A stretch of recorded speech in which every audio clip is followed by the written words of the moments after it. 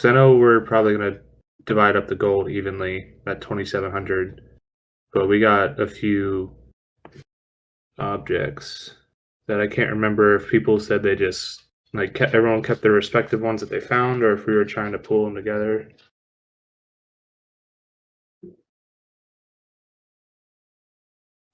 Are you asking me or? No, just the people that are in right now. Oh, I okay. think. I was like, fuck. I don't really remember. I assume that'd be up to you guys to decide. I guess. I mean, I nabbed the tooth, and I was just going to make a pick out of it. But I mean, I don't need a whole tooth to make a pick unless it's a motherfucking huge pick. Yeah, I think we didn't really say, but I kind of assumed, and we can always mix this up if anybody had other ideas, but I'm pretty sure that we all split the gold that we found. We gave one tooth, which was the largest tooth, to Blade, and then everything else just went in the bag of holding, and we pulled it unless anybody specifically wanted to like pocket anything. I just threw all my shit in the pot. Yeah.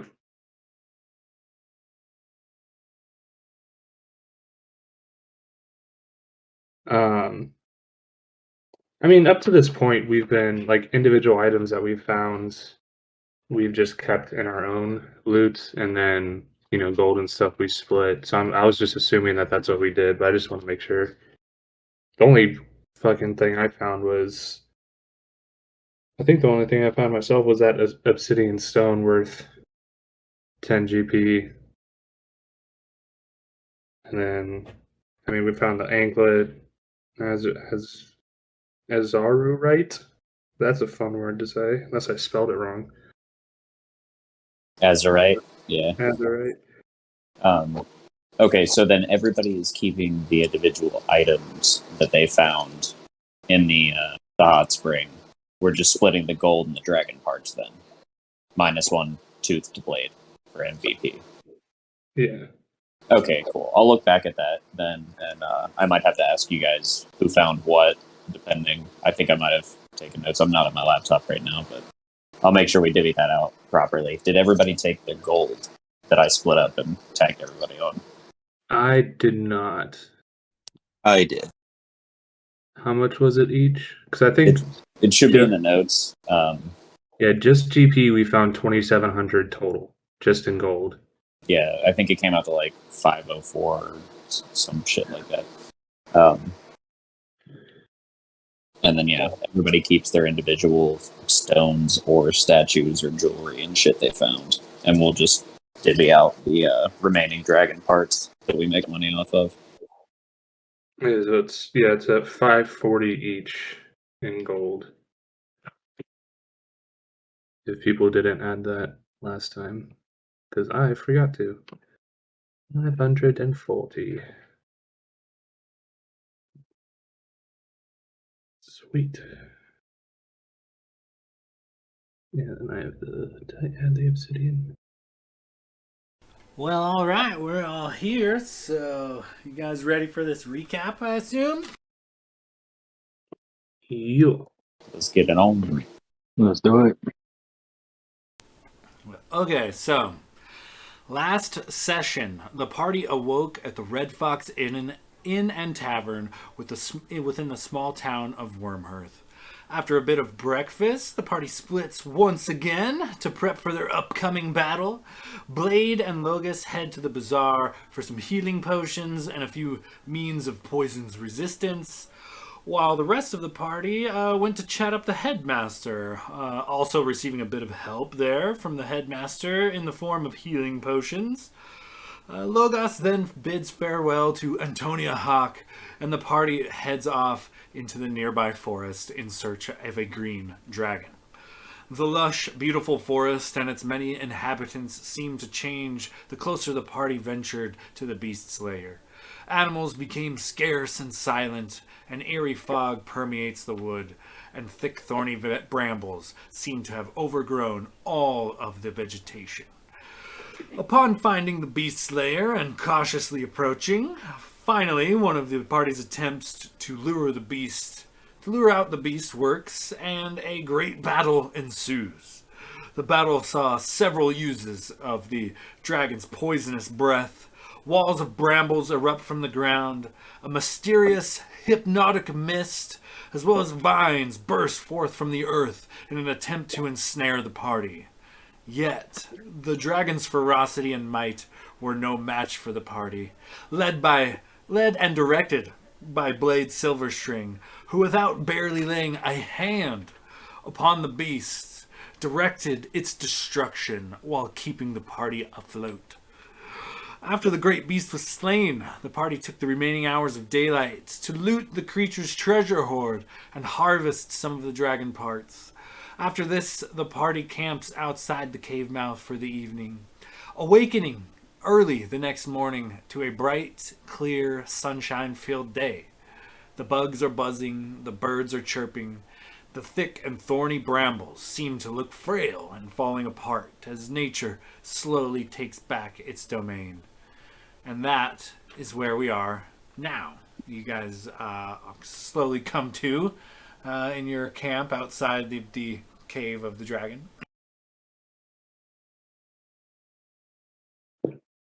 Did we camp outside the cave or inside the cave? So you guys said I you know wanted it's to a camp, small- but inside the cave, the entire floor of the cave is actually littered with half-eaten carcasses and bones. So it would not be ideal to camp there. Okay, makes sense. Logus would have, while they were camping, since he only needs 4 hours to get his long rest, he would have wanted to, one, keep an eye out for the party, but also just kind of be with nature and listening to the sounds of everything coming back after the death of the dragon and just enjoying the birds chirping, the animals running through the forest and the insects and just kind of being with nature while everyone else rests.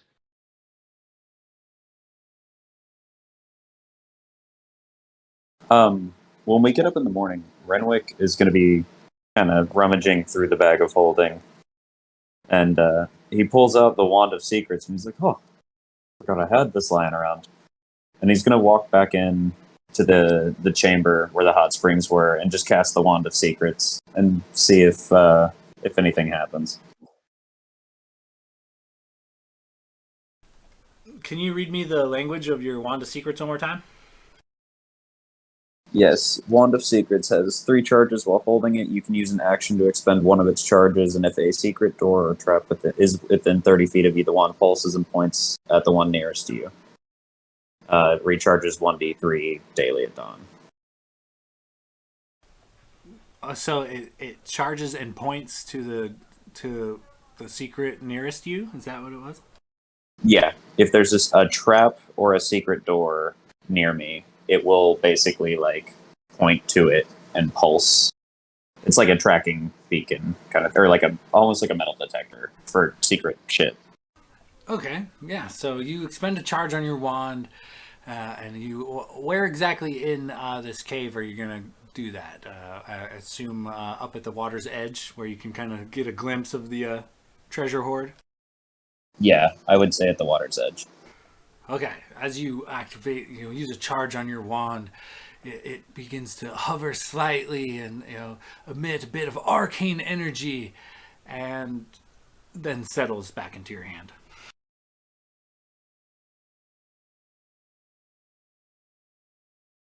All right, fair enough. Worth a try. He'll stuff it back in the bag and rejoin the group.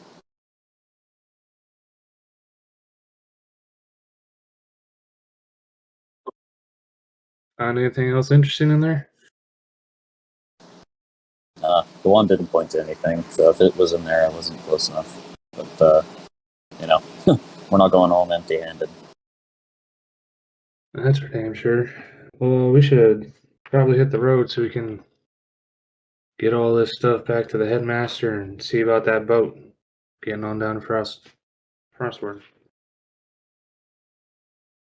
for Frostfire Burnworth.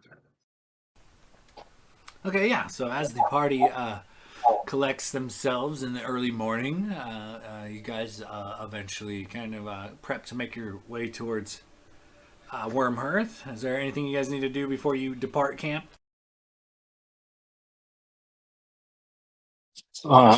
Those would have wanted to maybe try to hunt something down to give, maybe make a nice meal for the party to wake up to. A nice what? Oh, breakfast, you mean? Yeah, hunt down a nice meal for them and some a wildlife bag after, give a nice hearty meal for breakfast. Okay, yeah. You definitely prep a bit of food. With the wildlife returning, and as astute as you are, it'd be all too easy to catch a couple game birds or maybe a couple rabbits, and have some meat prepared for the party when they awaken. So as you guys kind of collect your things and are departing camp, you notice pretty much right away that the brambles that used to be like 10-foot tall labyrinthian kind of walls leading through this forest are decaying and are breaking and becoming brittle at a really rapid rate. And in place of it, the vegetation seems to be flourishing once again, almost as if taking its domain back. But as you guys kind of travel forth, you do eventually, after a few hours of travel, if you left early in the morning, you would be returning to Wormhearth in the afternoon. Probably 1, 2 o'clock now, as the party approaches Wormhearth. So before entering proper, I'm sure you guys want to maybe bust out a couple disguises and whatnot. So you just outside the city prior to going in. What do you guys do here? Yes, Glader would turn back into the green scaled dragonborn with the girdle of scales.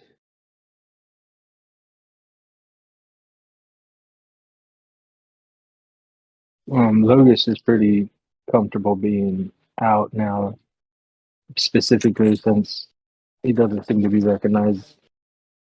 So he'll just kind of maybe put his hood up a little bit, and that's it. Yeah, Renwick's still clean shaven, short hair and everything. He'll just pop his cloak, hood up, leave it at that. I would imagine Blade would be kind of just again probably getting his robe that he got earlier on or back on, and maybe just kind of finding dirt on the ground and just kind of rubbing it back on him just to kind of give him the shuffled, kind of peasant-y kind of look. And little Chris will throw on some random human disguise. Okay. As you kind of fidget with some mud and dirt, Blade, go ahead and give me, we'll say, a performance check to kind of disguise yourself. Oh, Can I give him performance. aid on that? Yeah, you can. You can, bust out your disguise kit and offer him maybe a smudge of some charcoal or a wig or some kind of makeup or something.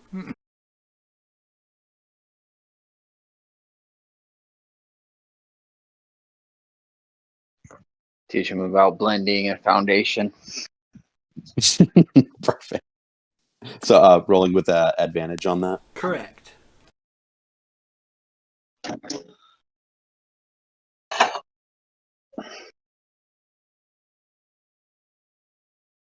So 26. Oh, you definitely look like a whole new you. A whole new me. Okay. All right. So as you guys disguise up and enter the town, making way for the universities specifically, everything kind of seems almost as you left it. There's the hustle and bustle of town. There's the silver soldiers still, doing their vigilant duty of protecting the populace. Though you do notice several silver soldiers, and just about everywhere you look, a few happen to be nursing wounds or carrying bandages. Aside from that, as you guys make your way through town to cross the bridge and to the university, everybody go ahead and give me a perception check as you enter town.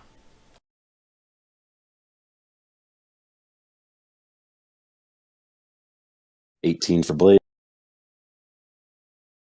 Dirty 20 for Logus. 19 for Locris. 11.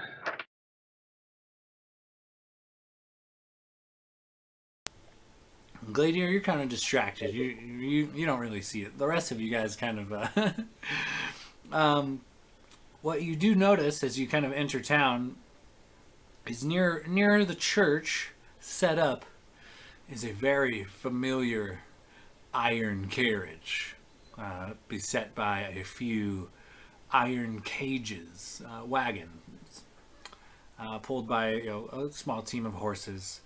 And it looks to be a small crew of humans and halflings that are hanging about this area. And they look distraught. They are looking back and forth as if maybe they're waiting on someone. They notice you guys approach, but kind of look past you down the way, hoping that maybe looks like maybe they're waiting on somebody. But as you guys kind of pass them, this whole crew seems to all be wearing bronze badges.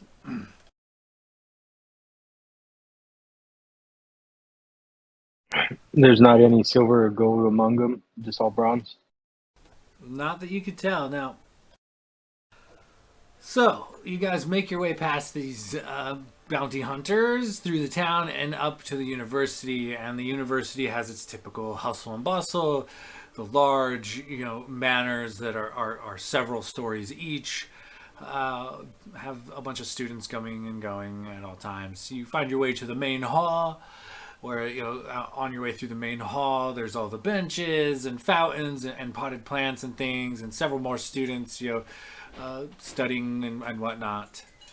And then you open your the headmaster's office. You finally make your way down, and you find him once again kind of in a familiar pose. He is sitting behind his desk next to an open crystal decanter of brandy as he puffs upon a pipe and peruses several pieces of parchment that he has placed forth. Glader, I guess, would just walk right up to him. Like, hello again, Headmaster. We're back.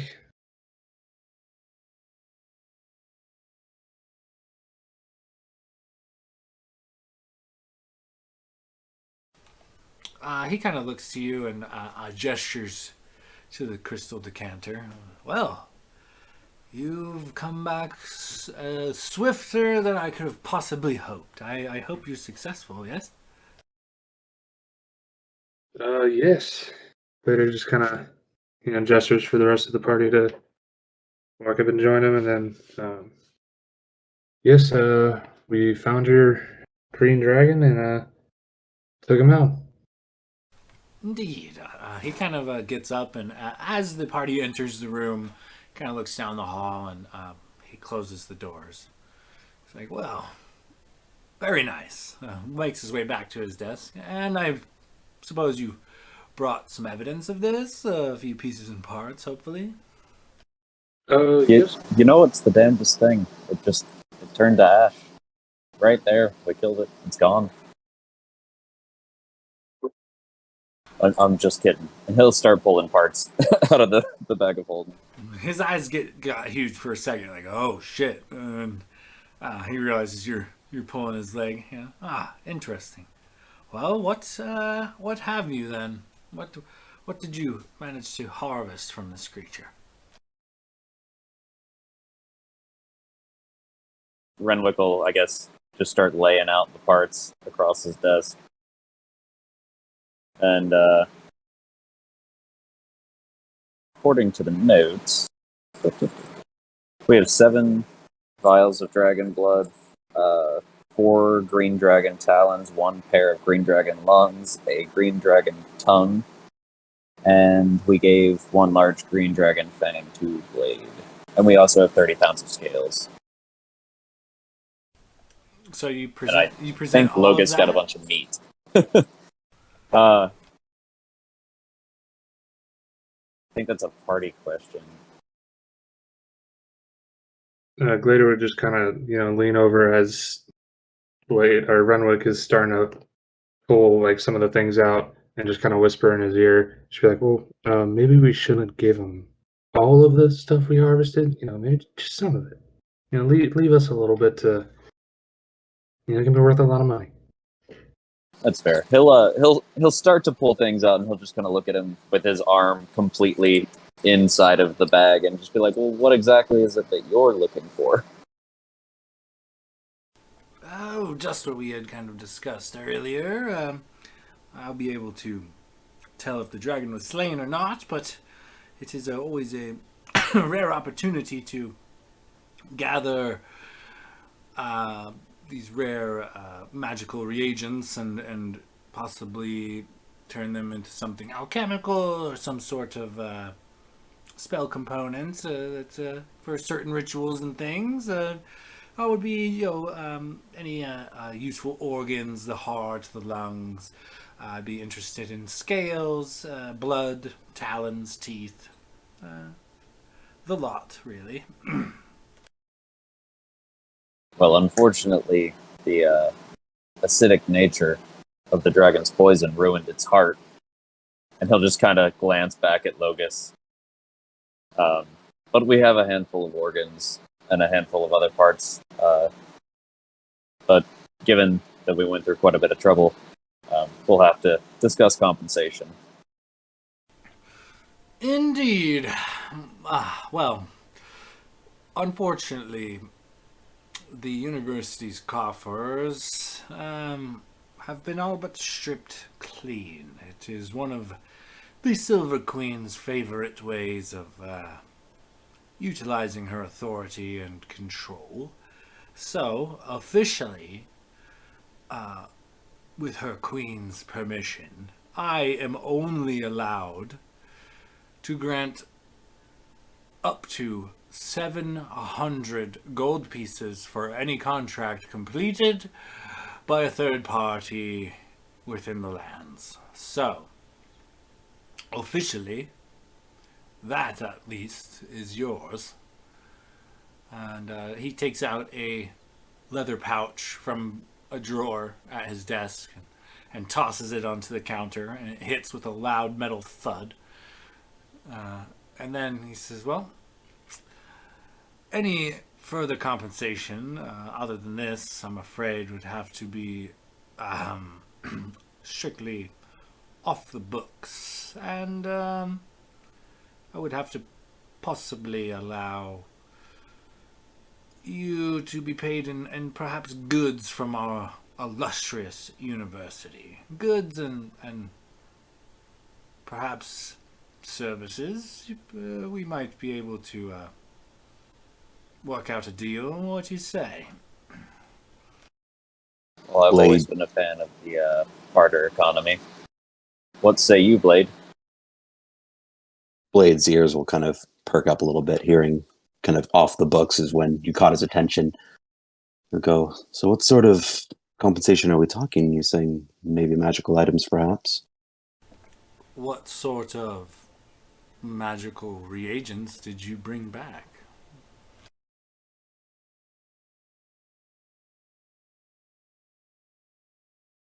Blade is going to say, well, I think we've got some lungs. He's going to look, can't really remember, honestly.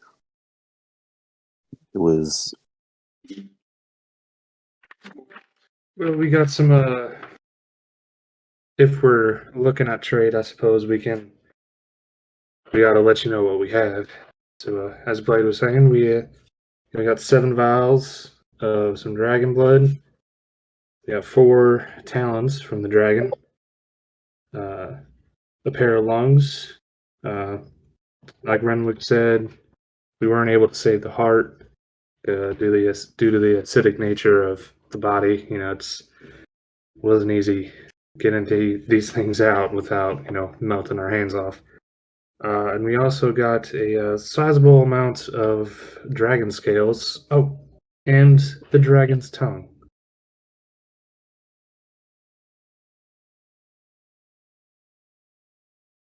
Blade will pull out his dragon tooth and be like, and if the deal's sweet enough, I might be willing to trade this. It might be the biggest tooth I've seen. So, you have a tooth, some claws. Do you give him how many of the dragon scales do you give him? All 30 pounds, or what are you? I think we're basically laying everything out to see what he's going to offer for it. Okay. I see. Not taking any deals yet. We just kind of want to see what Blade can get for an offer. Okay, so as you guys kind of lay everything out, I'm just kind of doing some rough math here, so give me a second. But as you guys are laying everything out, kind of pulling it out of the bag of holding, he sits kind of gandering, puffing upon his pipe, and he does give everything that you pull out a thorough look over. He handles some of the dragon hide, the dragon scales, and then he also tests like the sharpness of the claws and things, and he's kind of inspecting it. He says, well, the second year students rather, here at the university, in order to officially graduate, the very last task they must accomplish is crafting a magical potion, if you will, of their own choosing, and it must be, top-notch in quality.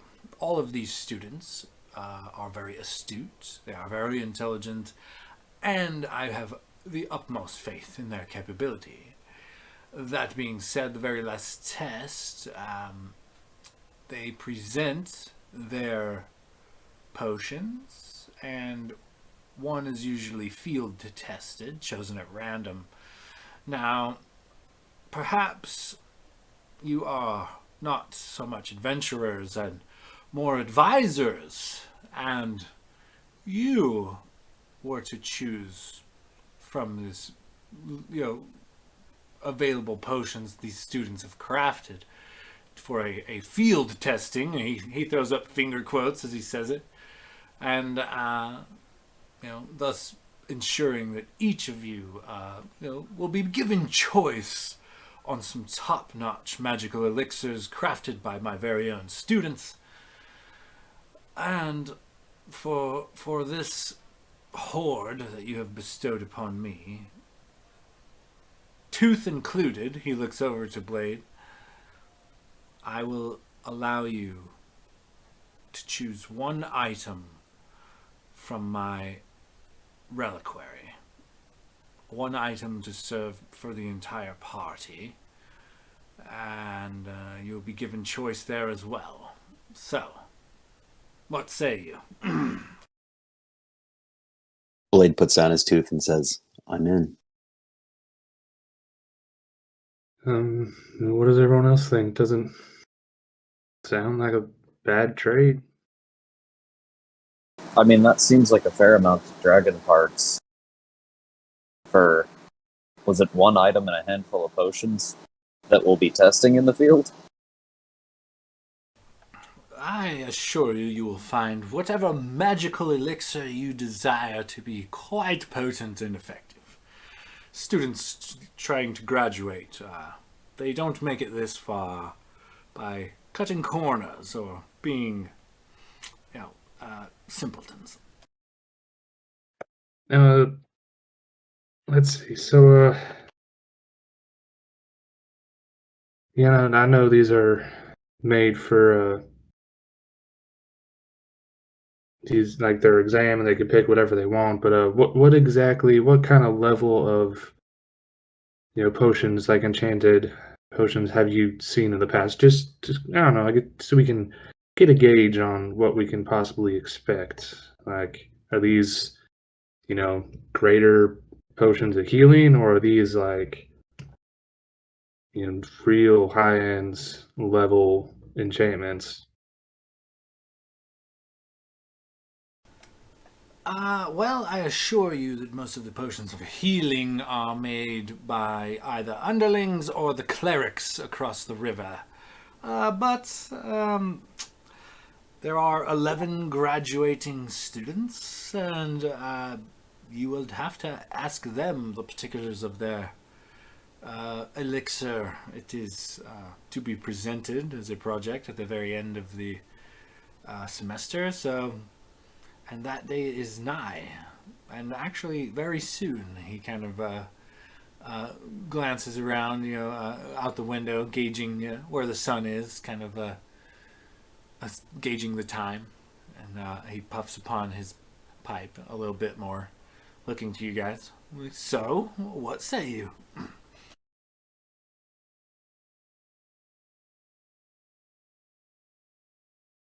Well, if you'd allow me to be so bold, uh, I might ask that you allow us to keep at least a handful of these parts. As a party, it is our first dragon that we've killed. I think you can appreciate the sentimental value in that, especially Blade here for carrying the party through it. And he'll grab the tooth and slide it back across to Blade. He'll be keeping that. And if you'd be so kind to allow us to keep at least a small amount of these parts, more as souvenirs than anything, then I think we could strike a deal and see if he can't persuade him. Yeah, go ahead and give me a persuasion check.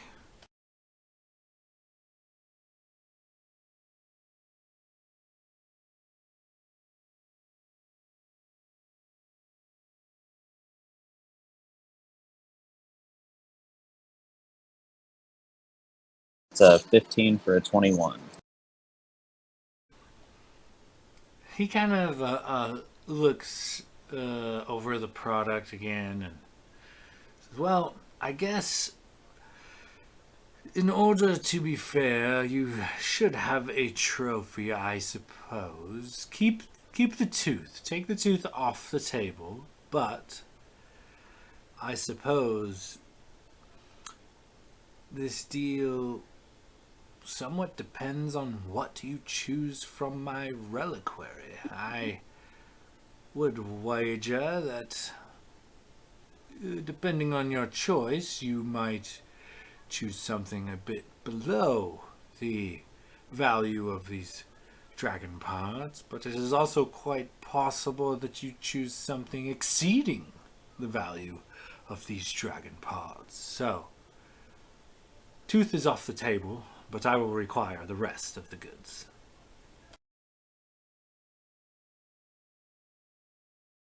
Well, Headmaster, if you'd be so kind as to show us to your reliquary, then I feel like the party's pretty inclined to take a look at what you've got.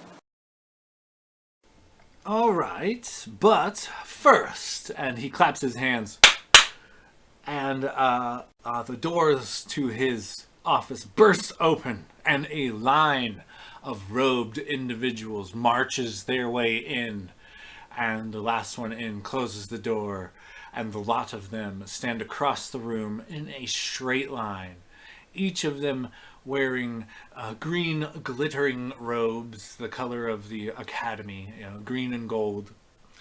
And there are 11 individuals, each wearing each wearing the same robes, but they are each a different race. Well, kind of. So there's 4 dragonborns amongst these individuals. One green, one black, one silver, one blue. Before you also stands a human, a halfling, a gnome, a tiefling, a half-elf, an elf, and a dwarf, each of which holds in front of them a small pillow, a small plush purple pillow, and upon which sits various elixirs. Some are gold, some are silver, some are wispy white, others sparkle, others have like a dark smoky color, and the lot just kind of stand there in presentation. And the headmaster slowly walks up and along, kind of inspecting each potion with his monocle in. The monocle he used to kind of eyeball Renwick and all his gear, and the party, really. That's how he detected your disguises.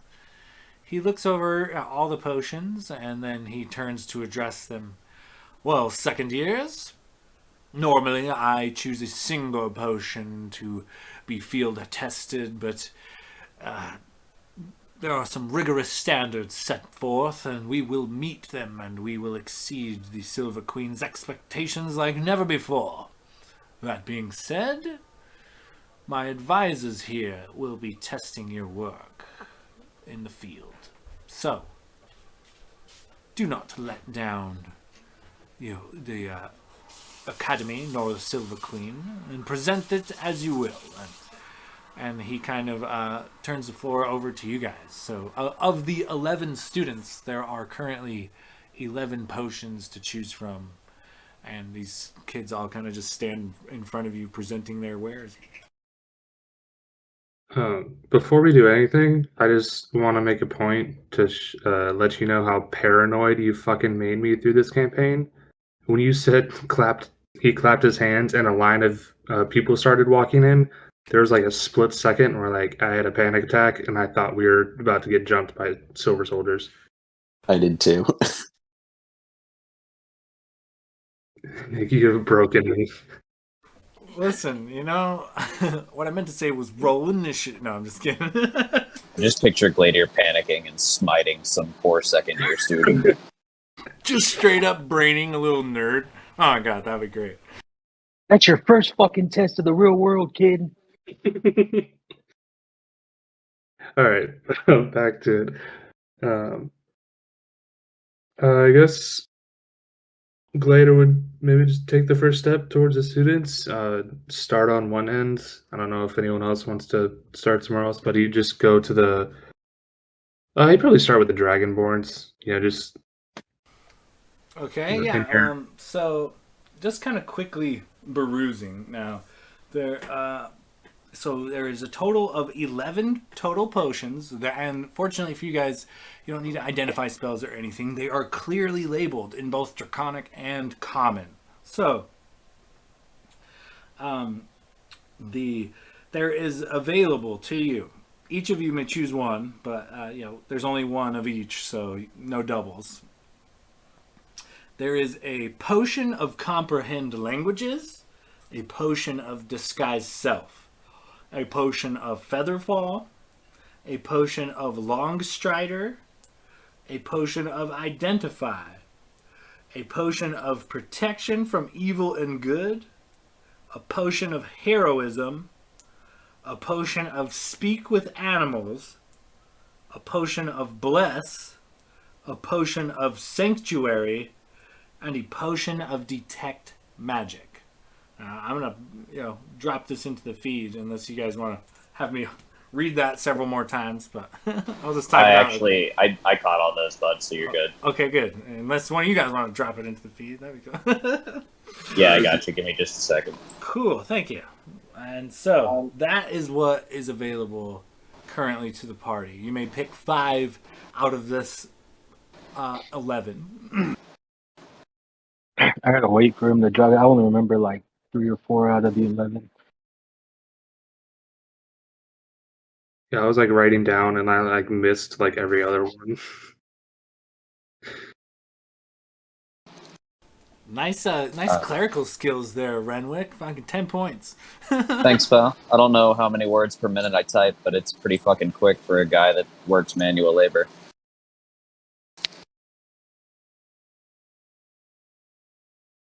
That being said, I don't know about you guys. I'm pretty interested in at least somebody in the party having a potion of detect magic, um, disguise self, identify are probably my top three in terms of utility. And then heroism is always a safe bet.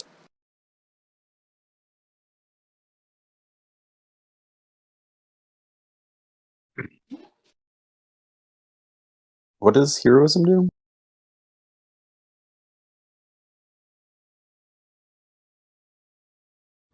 Let me double check, but I One sec, I'm pulling it up right now. Heroism, because I just pulled it up. A willing creature you touch, so it'd probably be just yourself.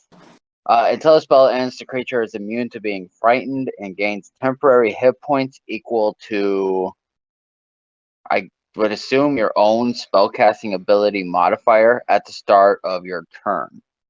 When the spell ends, the target loses any remaining temporary hit points from this spell, and it lasts 1 minute. So it's pretty much just for the fight. Gotcha. That's pretty good. So you'd have to ask the DM what spellcasting modifier, if it's just going to be a +5, like a max spell, or if it's whatever spell level that creature has, since we all have at least a little bit of spells. For that particular one, it will only add 2 additional hit points, unfortunately. But it's 2 temp hit points. well, I have some of this stuff. I have sanctuary, so I wouldn't take that. I have heroism, so I'm not going to take that. I'm pretty sure I have protection from good and evil. Let me double check. Yeah, I have protection from good and evil. I have bless.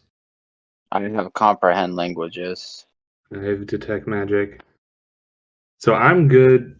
So if I was gonna pick one, I would probably take disguise self, featherfall, or identify.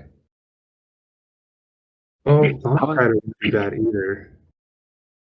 I was Yes, thinking of taking Featherfall just as a failsafe in case we ever, or at least I'm ever in a situation where that would be useful. true. Um, disguise self would be useful for me in case we're ever in a situation where my belt runs out. So I think I would take disguise. If everyone's cool with Well, that, I think I'll take disguise self. well, you or Blade, since Blade has absolutely no way to disguise himself minus makeup. Sure, that is fair. What's the Strider again? I know it has something to do with your movement speed. It like gives you an additional 10 feet Right. of movement speed. What's the Is time? it safe to assume the potion of bless is just basically 1d4 for 1 minute added onto your attack rolls and saving throws? I'm guessing so because it's not like the bless spell. You pick 3 people, but I'm assuming a bless Yeah, it'd be potion is concentrated. just yourself. Yeah, almost all. That's pretty much the only thing that all of these potions have in common is that they are a single individual use. I Uh, think And you Locris have, would take detect magic. If you guys don't mind, Renwick will take the bless potion. I will also settle for sanctuary, either or. yeah, that's fine with me. Yeah, I'm torn between identify and lawn strider because I don't have either of those. well, Longstrider will probably be better in a battle Yeah, format. Identifies more utility. yeah. And I it's mean, only 10 feet, so it's like 2 squares on a board for 1 hour. eh,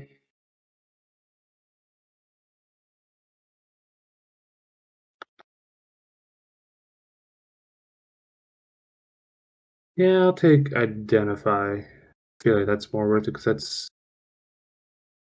that could definitely come in handy if we find something that we don't know what the fuck it is. Like maybe the magic item in the reliquary. Yeah. Oh, true. Well, we could probably ask him if he tries to be stingy with us and not tell us what it is. Then I'll just pop it. But Hey man, he gives me Dumbledore vibes, and Dumbledore was always just a little mysterious for shits and giggles. it is true. All right, yeah. So later we'll take identify. Um, Logus, you said you were taking Featherfall, or did you want to do something else? Just No, so I know. out of all of those, I mean, I already can speak with animals. I mean, I'm not really. Yeah, I'll just take. Lucas will take Featherfall, and also, um, Lucas got a like red glowing potion from the pit of the dragon. You would like to at some point see if maybe the headmaster can tell him what it is, or one of the students. Good thing. Certainly, you pull this a potion out of your inventory and show one of the students as you're kind of perusing the potions and kind of ask him to identify it. And he takes it and swirls it about and looks at it. The half elven student takes it and swirls it about, looks at it, and hands it back to you. Says, "Sir, I'm fairly certain that is a potion of fire breath, sir." I'll take that. Logus is gonna have like a surprised look on his face. I see a lot of potential in this one, headmaster. Thank you. Indeed. He kind of puffs on his pipe and kind of smiles.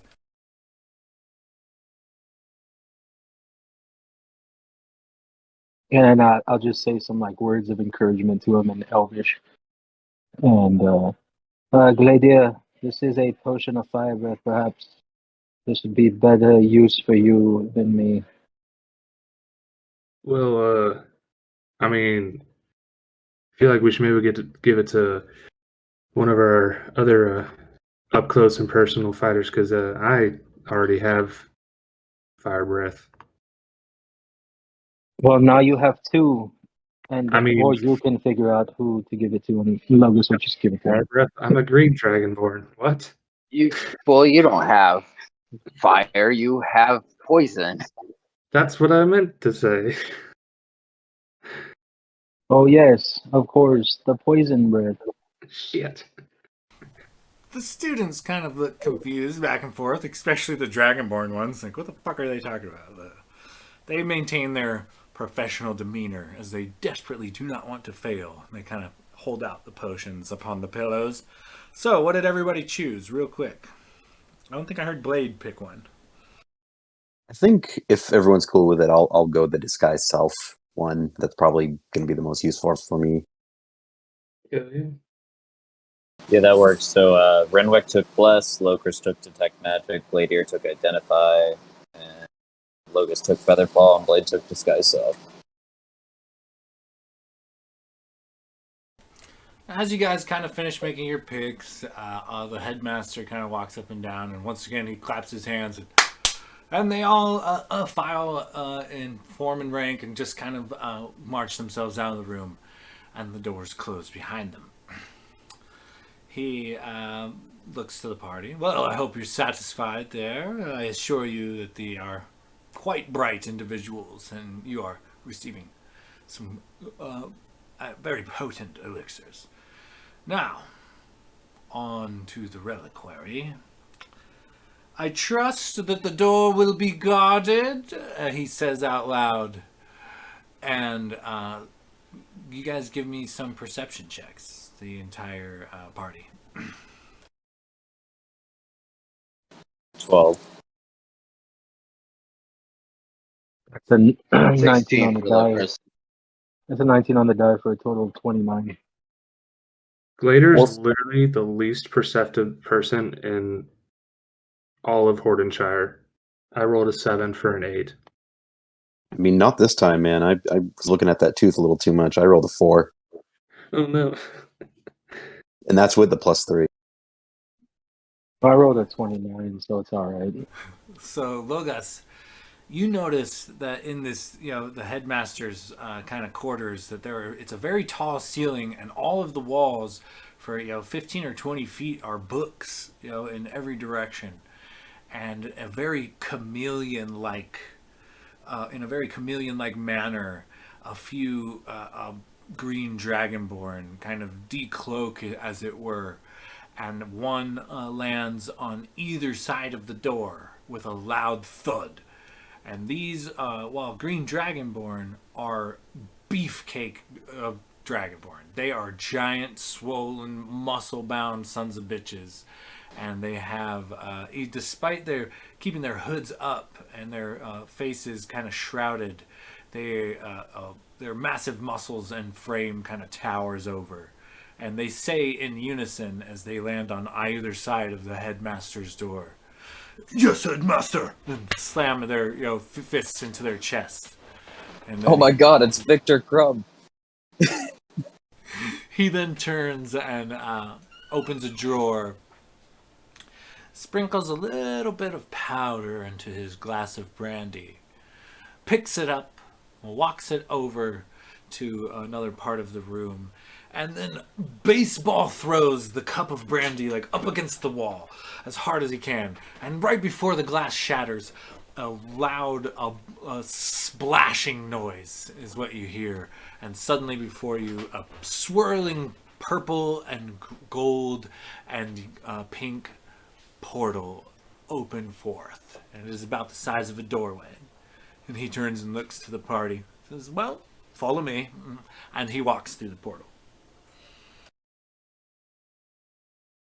Glader's We're gonna walking look. in. Oh, go ahead. Glader's gonna look back at the giant dragonborns, kind of like puff up his chest and try and stand a little bit taller, and just be like, "Man," and then just walk through the portal. Renwick's gonna nudge Blade and just be like, "Now that is a showman. We should be taking notes." And he'll walk right through. Blade will kind of pull out his book of bardic quotes and just kind of maybe jot a note in there. Nice. Logus is going to start walking towards the portal and turn back. Just so you know, I saw y'all the whole time. And then walk through the portal. Okay. Though, Chris, I assume you follow suit? Yep. Okay, so as you guys kind of walk into the portal, you find yourself in like a whole nother plane, like a pocket plane. As far as you can see in any direction, is just plain white tile. There's plain white tile as far as you can see. There is just, and above you is a plain white ceiling. It must be hundreds of feet above you, and it seems several hundred feet to your right, left, and north, south, east, and west, whichever direction. There is another massive wall. White walls all around, and it is just like a massive, complete, and empty room. And almost kind of out of the scene of like the Matrix, with a wave of his hand, shelves and rows and rows and rows of cubbies, each containing a particular item here and there, just erupt. And you soon find yourself no longer in this plain white room, but rather in like a library almost. But rather than books, it is cubby holes of exotic and rare and powerful magical items, each actually labeled. So conveniently enough for you, you won't have to use the identify spell just yet. But as this kind of happens, the headmaster puffs upon his pipe and gestures to the library of things. He says, "Well, you may pick one to represent the party, and then we will venture back. Please, by all means, take your time. Things move a little slower here in the pocket plane. I come here to think quite a bit, so if you have any questions, I'll be over here enjoying myself." And as he kind of says that, suddenly out of nowhere, similar to the rows and rows and rows of cubbyholes, a rather plush velvet chair alongside a nice fancy architecture kind of furniture and like we'll say like a table shows up. And atop it, of course, is a fancy bottle of wine and a bit of tobacco and things. And he kind of grinds out his pipe and goes back and sits down on this fancy little thing he just summoned while the party goes about their way. And give me just a second, and I will drop a pic in the feed real quick.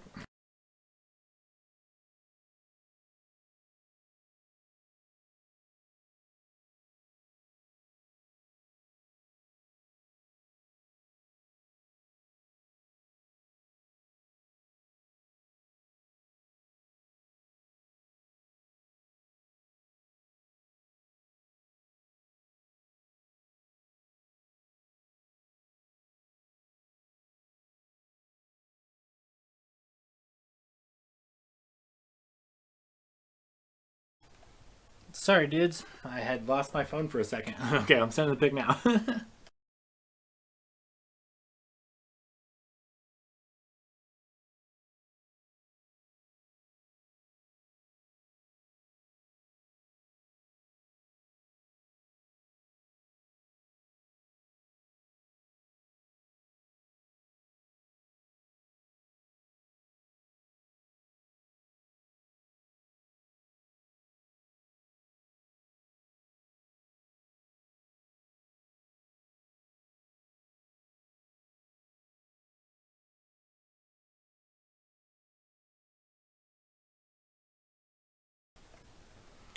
Okay, so of all this nonsense here, the party may pick a single item from this list of 100. So it took 2 picks, so they're coming in hot. But so you guys got to collaborate as a party. What one item you will take from this reliquary? But you essentially get to choose from on the one D100 table.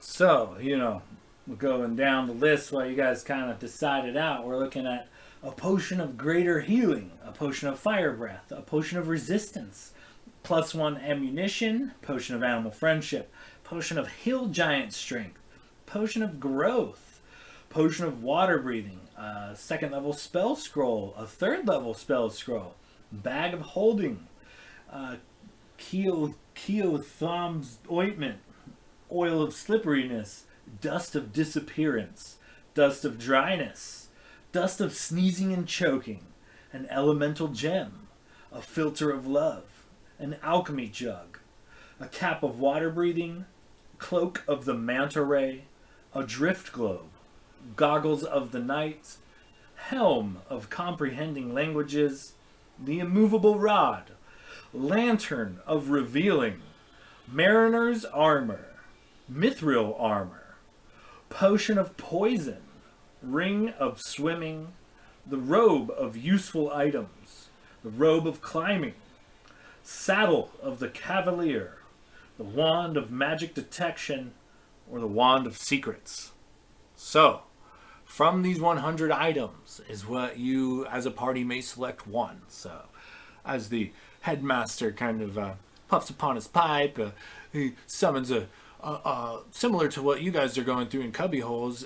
It is like wine rack after wine rack after wine rack, and he searches for just the right vintage and pops the cork, pours a bit, and prepares to be here a while as you guys inspect the goods. So, what is the party feeling?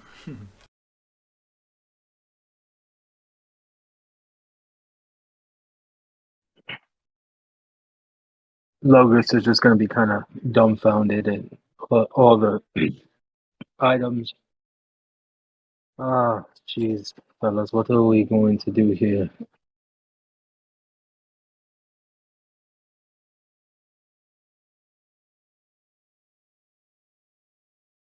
Well, it seems like utility might be the most beneficial thing. So, I mean, immediately, the immovable rod, the lantern of revealing, definitely seem worthwhile. Uh, Goggles of night are always useful since not everybody has dark vision. Robe of useful items is actually incredibly useful depending on what items are on the robe. And given the fact that part of our adventure is taking place on the water, it wouldn't hurt to have a cloak of the manta ray or some mariner's armor. But I don't know what everybody else is thinking. Could also possibly get another bag of holding and double our carrying capacity.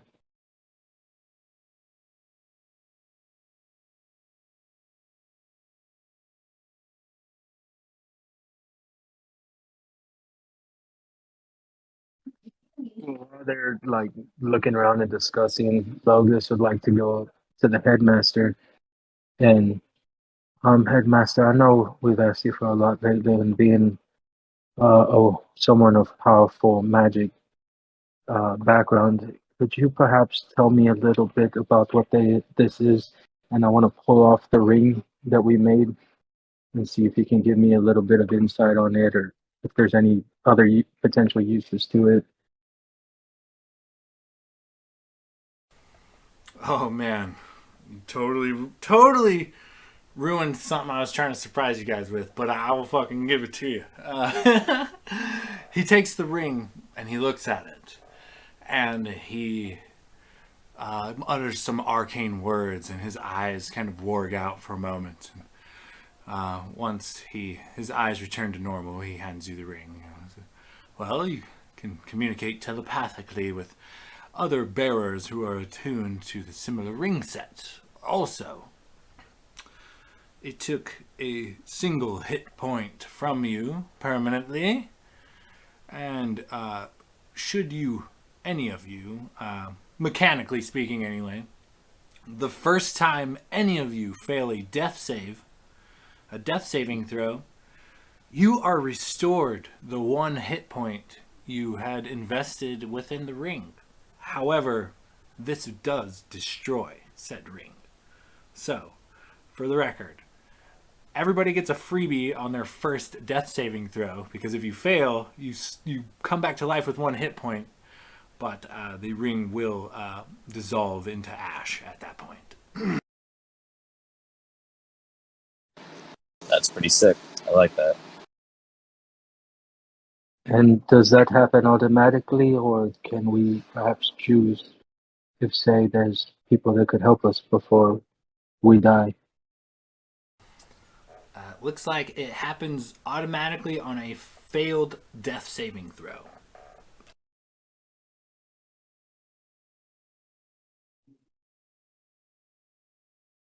Well, thank you for the information, Headmaster. You've been a big help. Absolutely.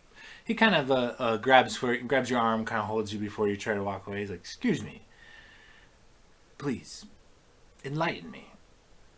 I've never heard of your order. Tell me, what are they about? Where are they from? Are they an ancient order? Do you have a motto? I see you have an emblem emblazoned upon your ring. I assume that is your emblem of your order, but tell me of your order. What is its history? What is its origin? This interests me greatly. As a man of the arcane, and I fancy knowing such things about Hordenshire, and I've never heard of this."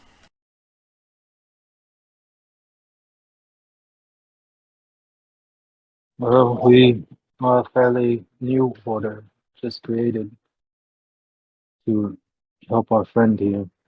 And I'll nod over to Gladier. We are the Order of the Sands of Justice. And I'm not really quite the person. Gladier over there came up with everything. I just kind of went along for the ride.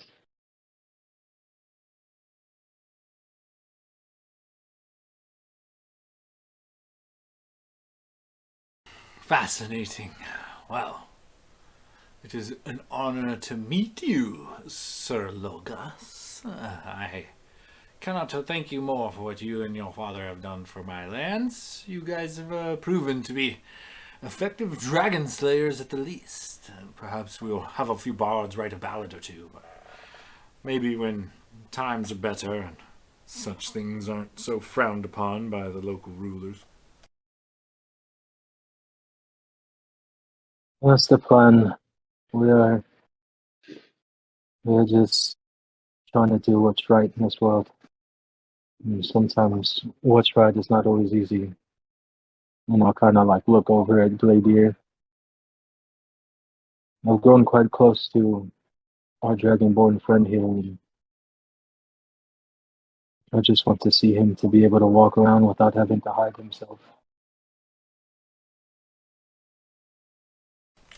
Indeed. Alas. Let us not speak of such things. What has you and your party decided? Have you selected any of items of value out of my reliquary? Let me check, and Logus is going to get up quite flustered because, I mean, he's never really met someone like who's quite intimidating and powerful as him. Fellas, the headmaster would like to know if we've come to a decision here.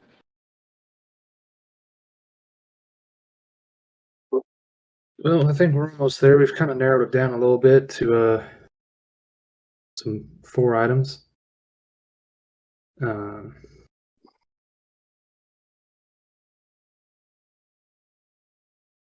Let's see. Sorry, there's just Headmaster. You have some a fantastic collection of items here, and it's we're a little overwhelmed. It's kind of a lot. So Indeed. trying to. This is the acts of many years of many good students coming and going and creating projects within and for the school in itself. We've produced 10 times this out into the world. People making their own personal items learned right here at this university, but many of which get left behind, and thus the reliquary.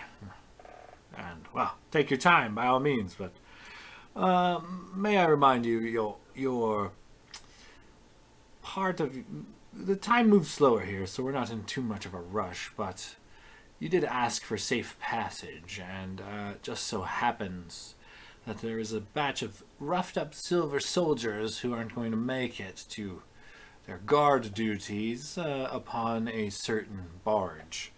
And said barge just happens to be a university barge heading to Frostfire full of our wares with a few new merchants. And I have been authorized by the higher-ups to replace the guards upon said boat with whom I see fit.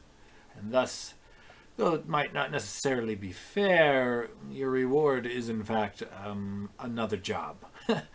You are being hired to pull guard duty on said barge.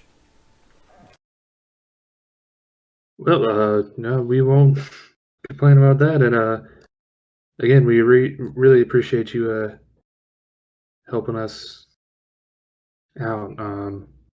Right. Well, the barge leaves within the next hour or so, so you probably have twice that here in this plane. But do hurry and make a decision if you wouldn't mind. Yes, I believe we're getting close. We've kind of narrowed it down to 2 items, I think. So just just weighing our options really quick. We'll be done in a minute or 2. Excellent. And he takes a big swig off of a glass of wine he poured. And you'll just kind of hear the party arguing. Why do we need a rope of useful items when we can just buy useful items at the general store? Well, I can detect magic, but we're doing and want to detect magic, so But can you do that at will, or do you get a little tired when you do it? Because I'm pretty sure you can only do it a certain number of times in a day. It would be pretty useful to have. And I'll pull out the Wand of Secrets and just be like, and look, if you point it and it says it's magic and we can't see it, and I throw this thing out here, and we fucking find it. Feel like we're all making some very fair points here. We just kind of, got to get a tiebreaker, I guess.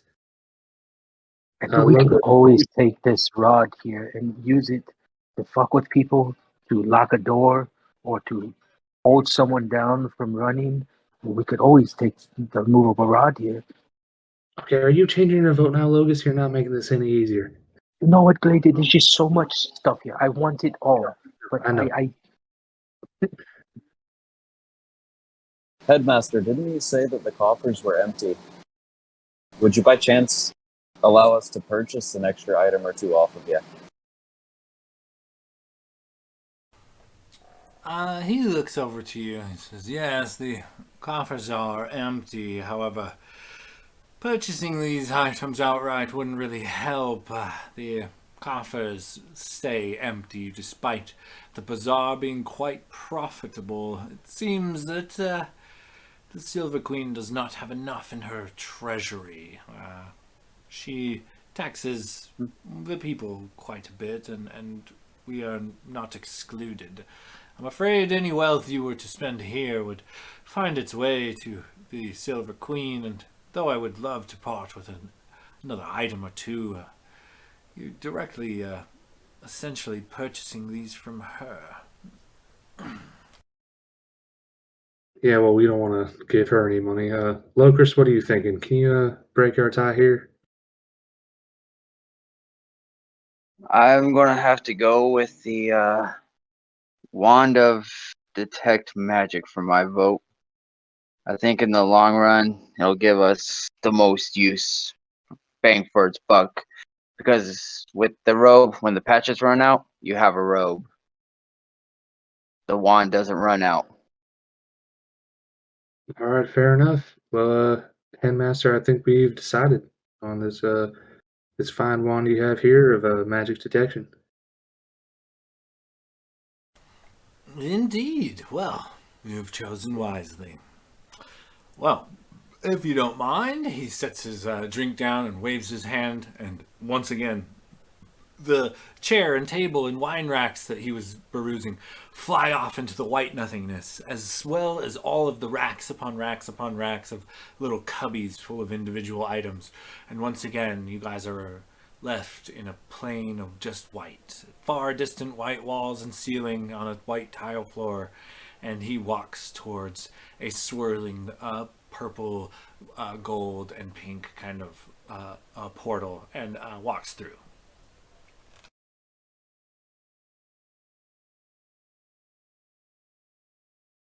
Now, Headmaster, how long did you say we had before we had to jump on this boat? Well, I had hoped you would arrive as you did. You have about an hour before the new captain and crew head out, and they will be heading to Frostfire directly. So, it is late afternoon now. You get on the boat, and you should be arriving at Frostfire in the later hours of tomorrow morning. Well, since I have a minute, I'm wondering if I could speak with a tiefling professor that I had seen here yesterday.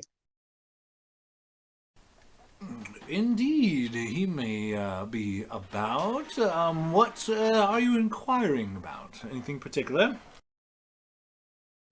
Tiefling business. Right then. He kind of looks you up and down. He says, Professor Vinen. I'll drop it into the.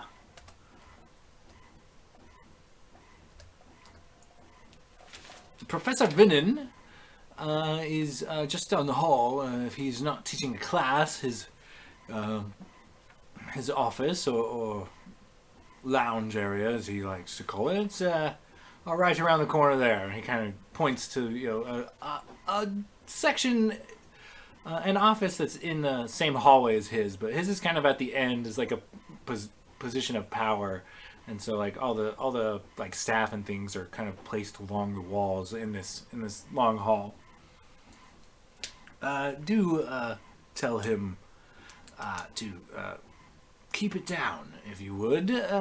Typically, you see, he's actually gone deaf, unfortunately for him.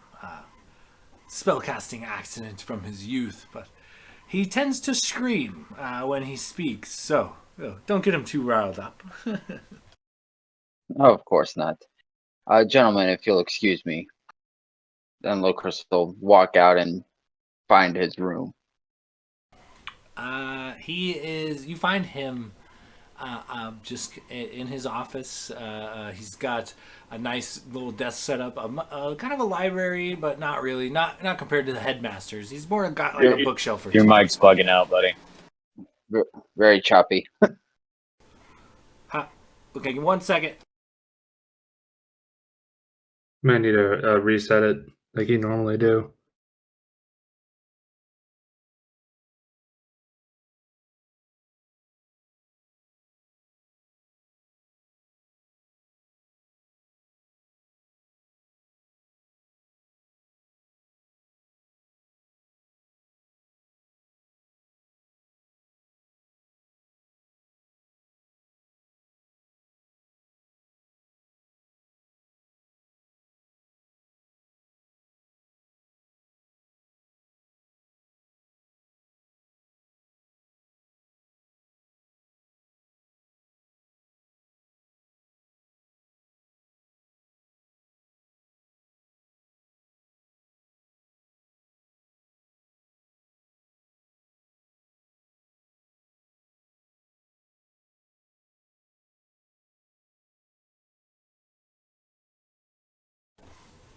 All right, a little bit better.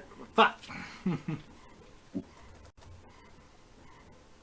Well, we heard fuck pretty clearly. All right, I can see my little connector bars. They were dropping off. Yeah, you're still a little choppy there. You sound like a robot.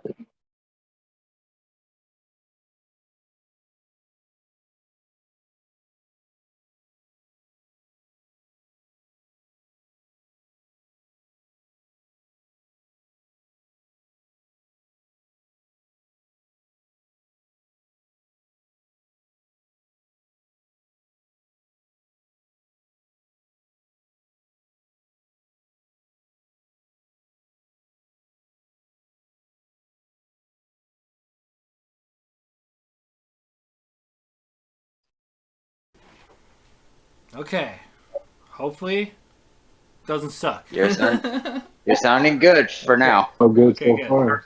Holler at me if it craps out again. All right, where were we? I forget. You were describing the room with the professor. Oh, correct.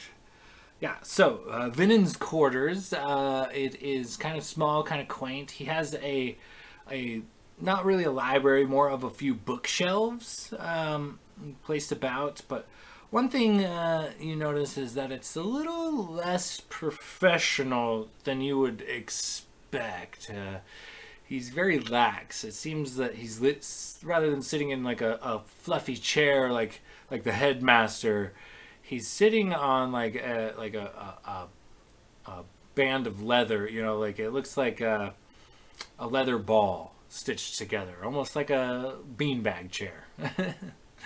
And you notice also that for a few bookshelves that he also has in the room, there are an equal amount of open bars, several bars with several different bottles of liqueur, and he sits in silence, reading a book on his beanbag chair. He notices your entry and closes the book and looks to you intently. What can I do for you? Locris is going to drop his disguise so that he's in his tiefling form and speak to him in Infernal, so that anybody overhearing really can't understand what's being said. Okay. Excuse me, Professor. I had a question for you. How do you do it? Growing up, anytime I went to a store, I was charged 2 or 3 times the price as my neighbor. I was ridiculed and bullied into changing my appearance just to survive a day. How do you walk around in your natural form and not just want to hide just to make your day easier? You can tell by the intensity at which he reads your lips that he doesn't really hear that well. But he kind of gauges what you say and then takes a step back for a moment and thinks, well, not all of the world is so shite. There are those that would judge you by the way you look, for sure, and you may face, because of this, unjust prosecutions in your time. It is not fair, it is not right, it is not something that should be asked of anyone. But know this, not all of the world sees us this way. Some of us have made our way through name and deed alone, and are judged by the quality and character of our heart rather than the depth of pigment in our skin or the sharpness of our horns. It is what it is. There are some powerful people that recognize our lineage as being, humanoid in nature and not coming from something that may often be considered evil, does not necessarily make us all evil. It does not make us bad by nature. What we choose to do, how the world treats us and hardens us, can maybe create a certain type of stereotype. But alas, there are places in this world that accept most for who they are. Places like this university and the headmaster of all people. Thank you. I guess it's just hard growing up. I was ridiculed by this one kid. But whenever I would talk to somebody, because he was an ASMR, surely he was doing no wrong and I was making it up and lying. Then I come to here and, well, I see the racism of the Dragonborn, as one is just ridiculed as being evil and deceitful. And it just feels like, or at least felt like, that it's the same everywhere. And you're saying that that's not the way it is. Well, he kind of looks you up and down and says, well, I will say it's not always this way, but yes, anywhere near, the elves to the nation to the south, Brightwood, they treat most of the mortal races poorly. Now, if there were amongst those mortal races another class of type of individuals, we'll say, that were also treated poorly by the general humanoid population, the elves, thinking themselves superior to most, would probably treat them even harsher than they would, the already, mortal races that they don't care for. So you did probably receive unfair treatment in the nation of Brightwood, and, well, thank the gods, but not all nations are ran by elves.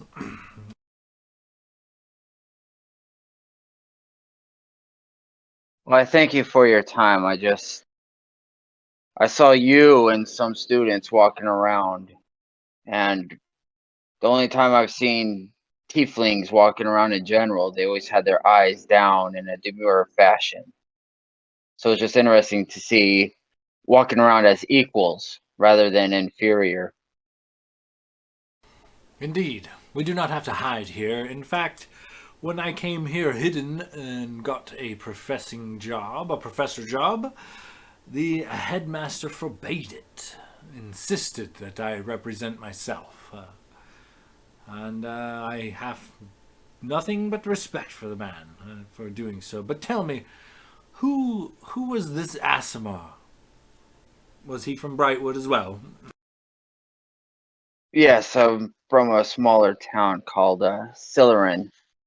And his name was Pikir. And in fact, actually, one day when I was about 8, him and some of the others ran me into a lake that was iced over and left me to drown. I'm still not sure how I got out of there and survived, but I did. And since that time, I've been having strange dreams. But it definitely left a mark on me. And once I found I could disguise myself and actually walk through town, it's hard to revert back to my tiefling form. Well, I can't speak for all the lands, but at least Hordenshire, the Dragonborn are, in fact, their own problem.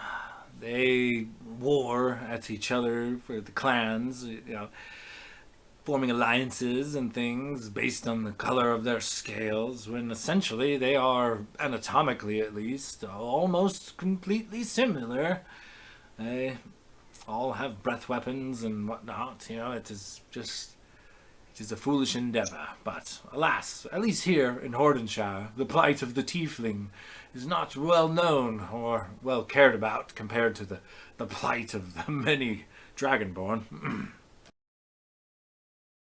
Well, I do have a boat to catch, and I don't want to eat up too much of your time. So I thank you for your conversation. Indeed, travel well. And he kind of nods to you and goes back to reading his book. And Locris just gives him a little head nod and walks back out to head back towards the others. And when Locus went to do this, is there any chance that Renwick could have just browsed the library again? You've got a bit of time before the boat officially is set to sail. If you're something specific you wanted to go check out in the library, you do have a bit of time. You won't be able to do any extensive research, but if you're just looking for something in particular, you've got about an hour. And he's going to take that hour to... I want to just basically make 2 passes with the remaining charges of the Wand of Secrets. I don't know how big the library is, but I would try to basically center myself to get as much of the library as I could in the 30-foot aura for that Wand of Secrets, and just see if I don't find any chambers or anything hidden in there.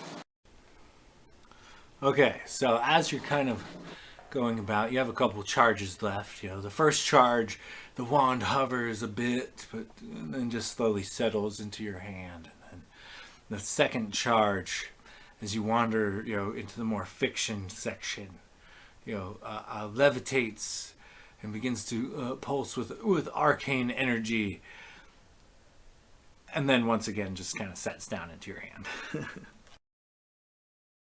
And then he just kind of shrugs and tucks it back in the bag, goes and rejoins the party. Glader would have walked up to Blade and Logos while Renwick and Locris went off to do their own thing. Hey, I was wondering if you guys might help me talk to the headmaster again. I really feel like I feel like I was so close to convincing him the first time around to, helping to aid us in our cause. Maybe if we just tried one more time. I don't want to push too hard and, have him send us off and swearing at us, but maybe another gentle nudge in the right direction, he might be swayed. Blade will nod and just be like, absolutely. I mean, we did just prove that we can kill a dragon. Maybe we've kind of proved ourselves a little bit more. I can talk to him if you'd like. All right, sounds good. Logus, you're dark and brooding and kind of scary looking sometimes. Maybe you can just look intimidating in the corner and you know let him know we're not some pushovers. If he thinks that we're still pushovers after killing a dragon, I fear there's not much I can do. But, Fair. of course, my friend, if you want me there, then I will be there. But I do need to go check on my hawk soon, so let Oh us well, be off yeah. then. If you want to check on your hawk, me and Blake can handle this. I mean, it's up to you. Either one you want to do. Yes, go I'm take not care of much your of hawk. a persuasion type of person. I feel like I would just be standing there more than anything. And if it's all right with you, I'd like to go check on my hawk. All right, yeah. Go take care of Tony, and Blade and I will try and do a little bit of convincing. Yeah, seeing Logan sort of like kind of in his pouch, he kind of hid some dragon meat away for his hawk. Um, all right then, fellas. Well, I wish you the best of luck and keep me updated as to what happens. And All I'll right, turn to leave the university. yeah. Don't take too long. We got to leave here pretty soon. I think he said maybe within the hour. So, go find your hawk and get on back here. Be careful, because there was those silver soldiers out there. I have a way to reach you if anything happens, and you do too. And also, and then Logos will kind of, because I know he didn't. After talking to the headmaster, he had a chance to tell him about what the ring does, so he'll just kind of tell him real quick. Oh, by the way, the headmaster told me something interesting about these rings. Apparently, if you die, and this ring here will help you pop back up, but it'll disintegrate upon doing that. So it's best not to die if you have a choice. Oh, well, that is very interesting.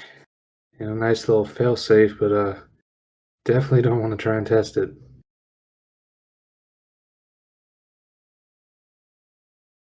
All right, brothers. Best of luck, and reach out to me if you need anything. And then Logos will turn to leave the university. Okay, and so Gladiator and Blade, you guys kind of make you trek back down the hall towards the um, headmaster's office, and as you kind of open the door, go ahead and give me perception checks.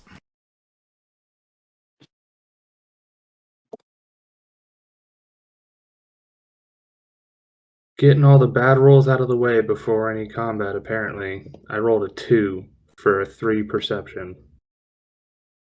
I got a 10 total. This is how we died, Blade. Roll initiative. I'm No, gonna- just kidding. I'm going to put my cloak up and waltz out. As you guys kind of make your way into the headmaster's office, you open the doors, and he looks up from behind a counter, and about a dozen elves are all seated around the other side of this bar that he's got going on.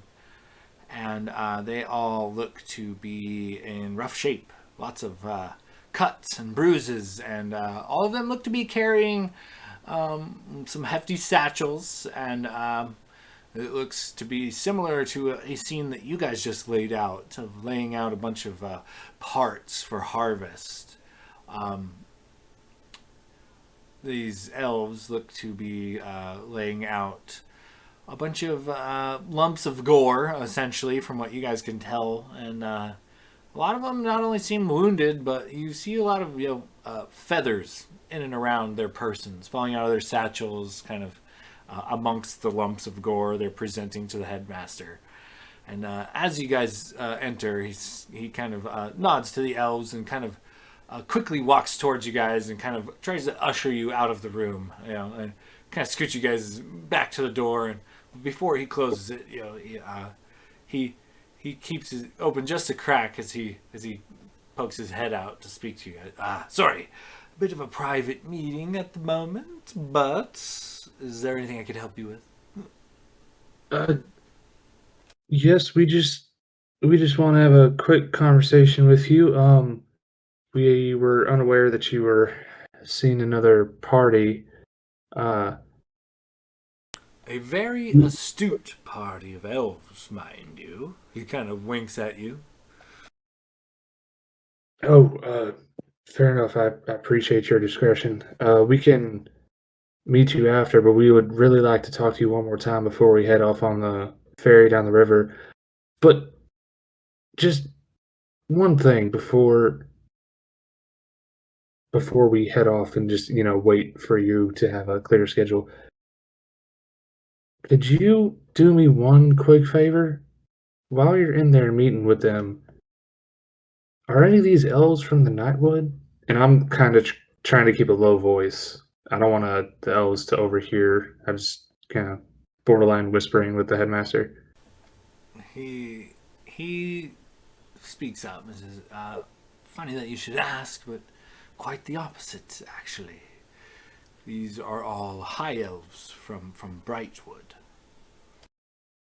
Oh, okay. Yeah, we just have a friend from Nightwood.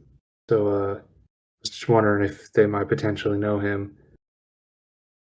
All right, well, yeah, how long do you think this meeting will last? 'Cause like I said, we just have one quick conversation we'd like to have with you before we head off. I cannot say. Give me just a moment. He closes the door, and you kind of hear like a bit of muffled conversation, and then he opens the door and steps out and kind of gestures towards the central structure of like the hall. It's a lot of like fountains and plant life and different benches and things. And there's a few students going to and fro, and he kind of motions towards that. He's like, well, while things are being prepared, I have a short time. Let us take a walk. Please indulge me as we go. And you guys kind of begin to walk the main hall like a big loop around, walking by all the plants and fountains and benches and things. What could I do for the Knights of the Order? He smiles at you.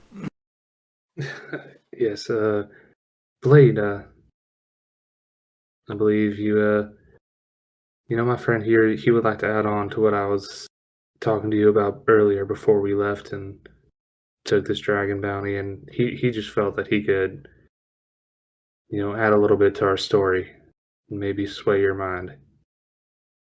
Well, he just looks confused and says, "No, man, I got nothing." No, that seriously. I thought you were. Wait, what? No.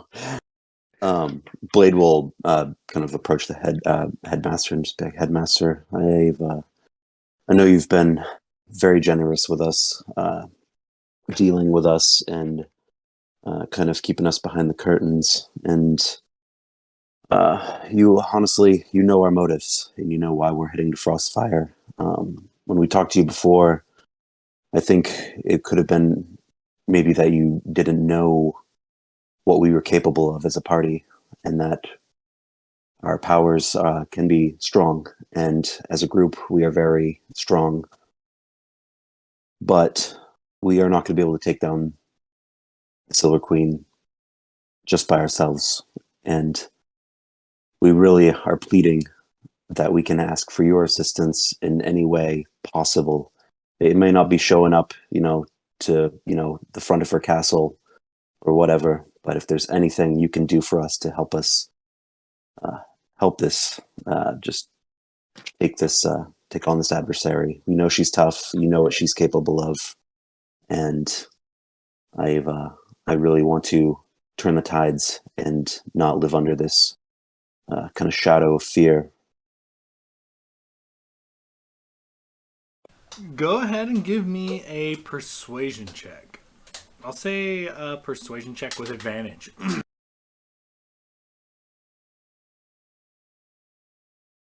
Natural 20. Oh, I thought that was Wait for a second. I thought that was Blade too, you dick. I was like, no fucking way. Man, I was already typing some shit out, man. Still really 28. good though. He looks at you, and as you guys are kind of walking around the gardens and the fountains and things, and he stops at a particular statue. It's like a dragon head spitting water back into the pool. And he kind of admires the artwork as he's listening to you talk, and he says, "Well, unofficially, off the books, if something were to happen, we'll say hypothetically, if something were to happen that would say end the Silver Queen's rule and perhaps loosen her grip on all of Hordenshire, well, I can assure you that the university and Wormhearth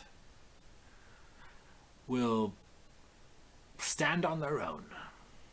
As long as my overall goal is the health and safety of the academy and my students. But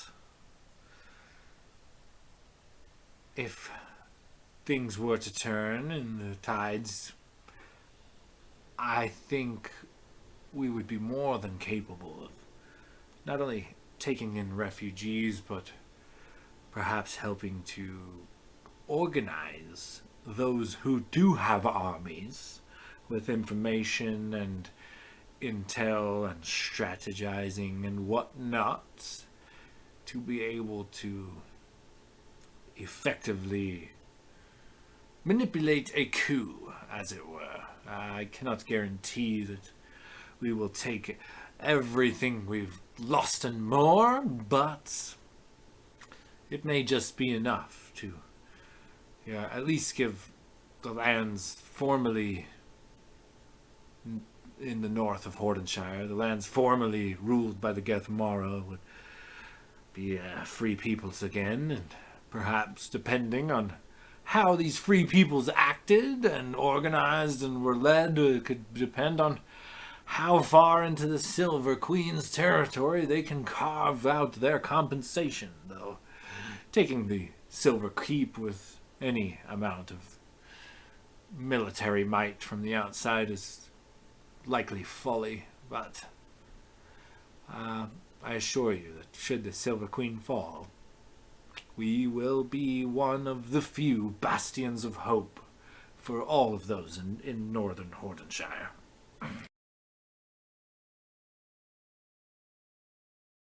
Well, We would not turn away refugees, and if the Silver Queen's influence was not so strong, I'd burn every damn one of those slavers at the stake. well, we understand, and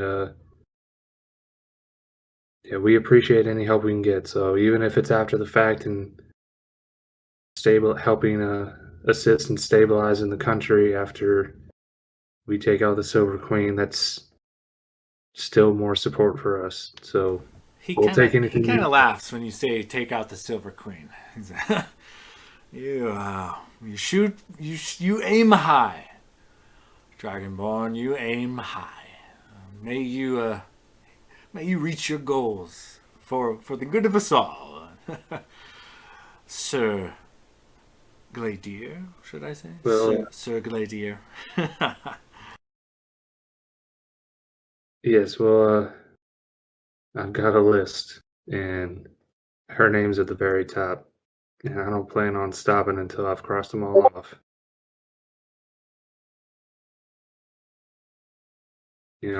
We may be small group of people, but we've all got drive, and I've got a score to settle. And I don't plan on dying until that score is settled. Indeed. Well, I wish you the best of luck and, well, Godspeed. But, just so you're aware, I have booked you passage to Frostfire, and if you miss the boat, I will still consider that payment. You missing the boat is on you. And by Yes, of course. my calculations, you should probably be moving swiftly. He smiles and says, now, I have a bunch of bloody elves I need to go tend to. I will see you, hopefully, in the future. He kind of shakes your hand. He turns and shakes Blade's hand. And he bows. Now, you, good luck. He wanders off back towards his quarters. Blade will bow as he's kind of walking off and say, "Thank you, Headmaster." All right, so we cut over to Logos, kind of heading towards the inn. And Logos, before you even make your way into the Red Fox Inn and Tavern, just getting near it, you hear a friendly, a familiar screech, and your bird comes and perches upon your shoulder, clearly looking out for you. And it kind of gazes at you intently. Oh, hello, my little friend. And I just kind of pet him, and I brought back what was promised, and reach into my pouch and um, hand him a little bit of the dragon meat. I'm only going to give you a little bit at first because I don't want you to choke on it. If it's too tough, let me know, and I'll just give him a little piece of the dragon meat. He goes at it voraciously at first, and then stops, and then does like an awkward like owl chucking up a pellet, and then like spits out the meat eventually. He watches it hit the ground from your shoulder, and then looks back to you intently again. Oh, it's okay, buddy. Perhaps we'll try it again with it, maybe a little cooked, and I'll just break him off some of the meat for my rations. And while I'm kind of like, reuniting with my bird, I want to keep an eye on those bounty hunters we saw while walking in. Maybe see if anything's changed or kind of get a general feel of the landscape. They're definitely still there. Go ahead and give me a perception check.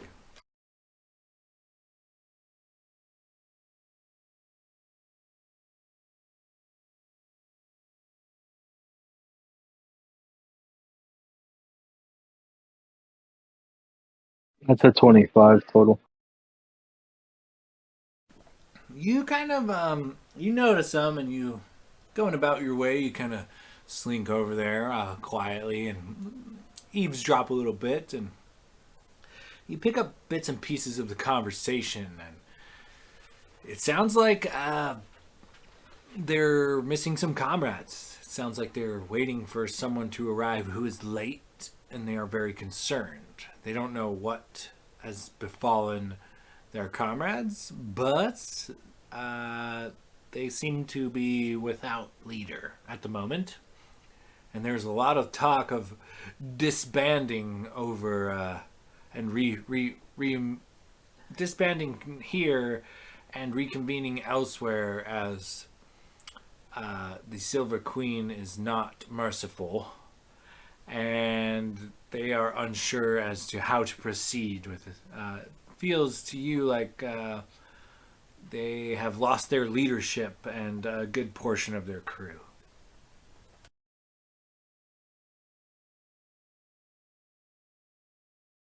Okay. So Logus will go up to his room, since he still has it for the day. He's kind of be by the window, and he just wants to spend another couple while he's looking out for the party to walk out of the university, and just maybe make another animal handling, if you allow it, to kind of strengthen the bond between me and Tony Hawk. Yeah, go ahead and give me an animal handling check. Now specifically for animal handling, right now, Tony Hawk only has the follow and come to me, like stay command. It's got that down. So go ahead and give me an animal handling check, and I'll and tell me, like, is there something specific you're trying to teach your bird? I would like, also I'll cast if you allow it, I'll cast Speak with Animals to try to maybe get advantage on the animal handling check. That way I can like communicate the what I'm trying to teach him better. That makes sense. Okay, yeah. What are you trying to teach your bird? I want to teach him to fly up and maybe give a an alarm sound if he sees something, coming. Maybe like just fly up and kind of do a circle around and come back to me. Okay, so you want to teach him to scout. So that is there's a DC set for that. So go ahead and roll me a handle animal check. Would you allow me to make that with advantage? Yes, because of comprehend languages. Go ahead. All right, I'll roll an in chat to keep it honest.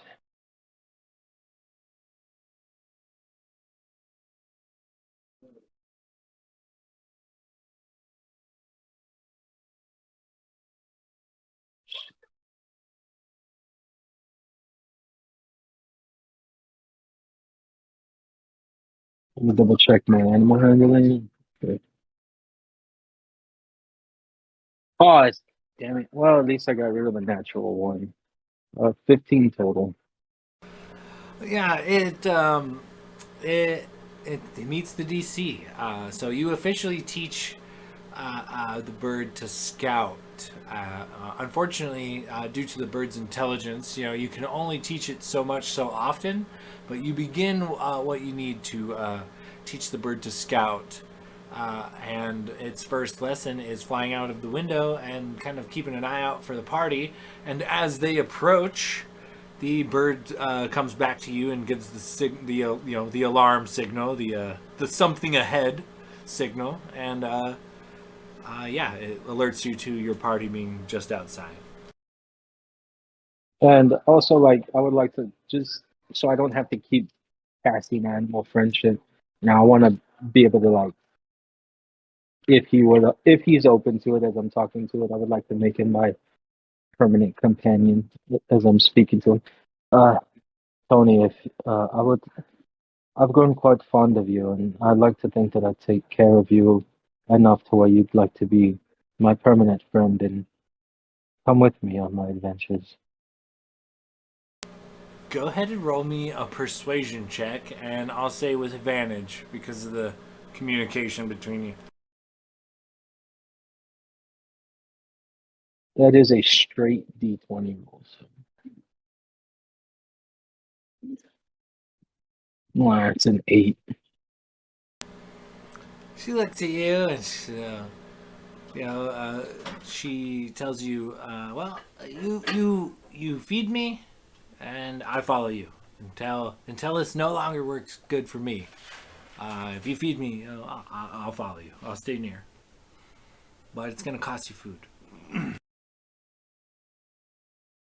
Good enough, my friend. And it's still under the influence of animal friendship until, say, right before I go to bed, since I cast it. It's 24 hours, not cast it right before I went to bed. So I'll just keep track of that. It's technically still under animal friendship. Right. So this will be late afternoon now. So the 24 hours would have passed. So if you want to cast it again, you've got till tomorrow afternoon with the beast under animal friendship. Okay, makes sense. So I'll just, if I have those spell slots, I'll cast it in the morning. But for now, I'll just keep feeding her and fair enough. She's all My too little happy phone. to take the meat from you and scarf it down, and she practices doing the scouting thing with you a few times, trying to get it down perfect. And as I walk down, to the inn, I'll go to the barkeep. I forget his name, but do you have any spare like rations of meat that I could purchase off of you? Queen says we're to serve gruel, so we serve gruel. But there is a butcher shop in town if you'd like, just a few doors down. Fair enough. And I will no longer be needing the room. It seems that we are moving on. So thank you for the hospitality, and we'll be seeing you. Good luck with your adventures. And he kind of nods and goes back to polishing a cup. Oh, come on, Tony. Let us head out. Is the butcher shop like on by the inn, or is it Yeah, over there by the it's like party? almost it's catty corner, like across the street from the inn. And as you kind of wander over there, it's actually a couple of like elves running the show, and they are not only cleaning the animals and skinning them and whatnot, but butchering them pretty delicately. They're skilled craftsmen, and so if you wanted to purchase a bit of meat, you would definitely be able to. For a couple of silver, they could give you a pack of salted beef, salted pork, or salted fish. Your call. Um, I'll toss them over. I'll say about 2 golds worth of meat, and uh, seems we're gonna be on the road here in a bit. Need a little bit for to hold us over. Let's just get some beef. All right, yeah, you get it like it comes at 5 gold worth. You end up with a couple pounds of salted beef.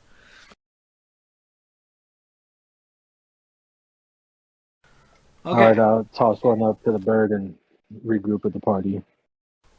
Okay, so as the party reconvenes together, kind of taking direction to the dock that the headmaster had kind of suggested you where the boat would be. You arrive to a pretty rough-looking barge. It doesn't look like it's been well maintained. There are lots of dings and scuffs and loose boards that creak, and loose nails here and there. It does not look like the best kept vessel. However, a couple of familiar faces are upon it. You notice Brotor, the smithing professor from the up in the smithing guild from Hammerton is there, as well as Scruffaldo or Scruff. He too is there, and a couple of other dwarves, and they're all kind of acting as deckhands.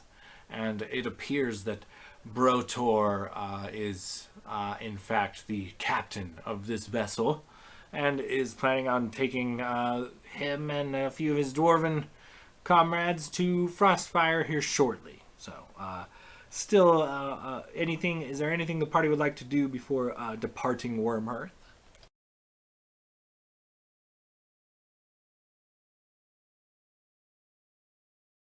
I think Logus would be all set with his newly found friend and his purchase of meat for the road for him and his friend.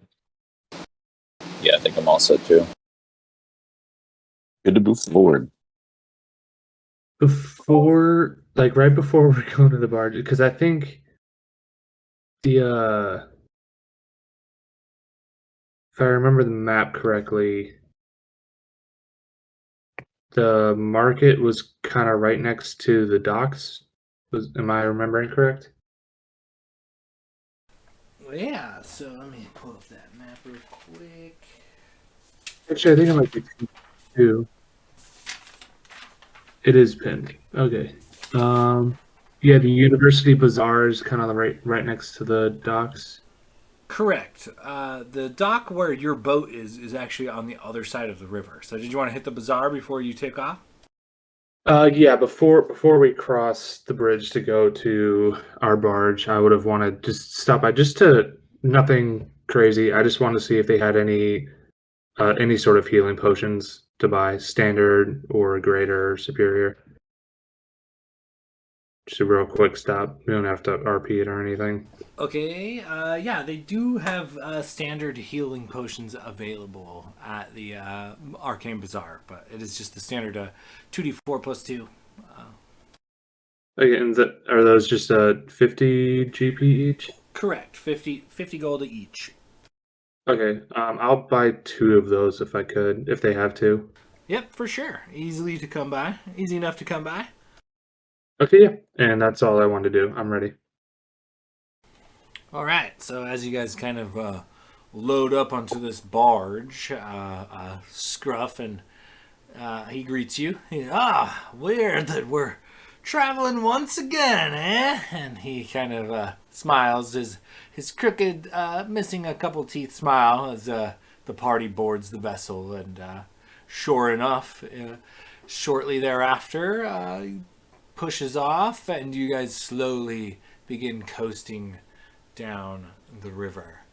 Scruffaldo comes up to you at some point and says, "Yeah, well, I too got business with Valinor in the White Rabbit, so if you don't mind, I'll be tagging along with you at least that far. Good to see you're all still alive, by the way." I think the elvish party they sent out came back a handful lighter than what left. You picked the right contract, if you ask me.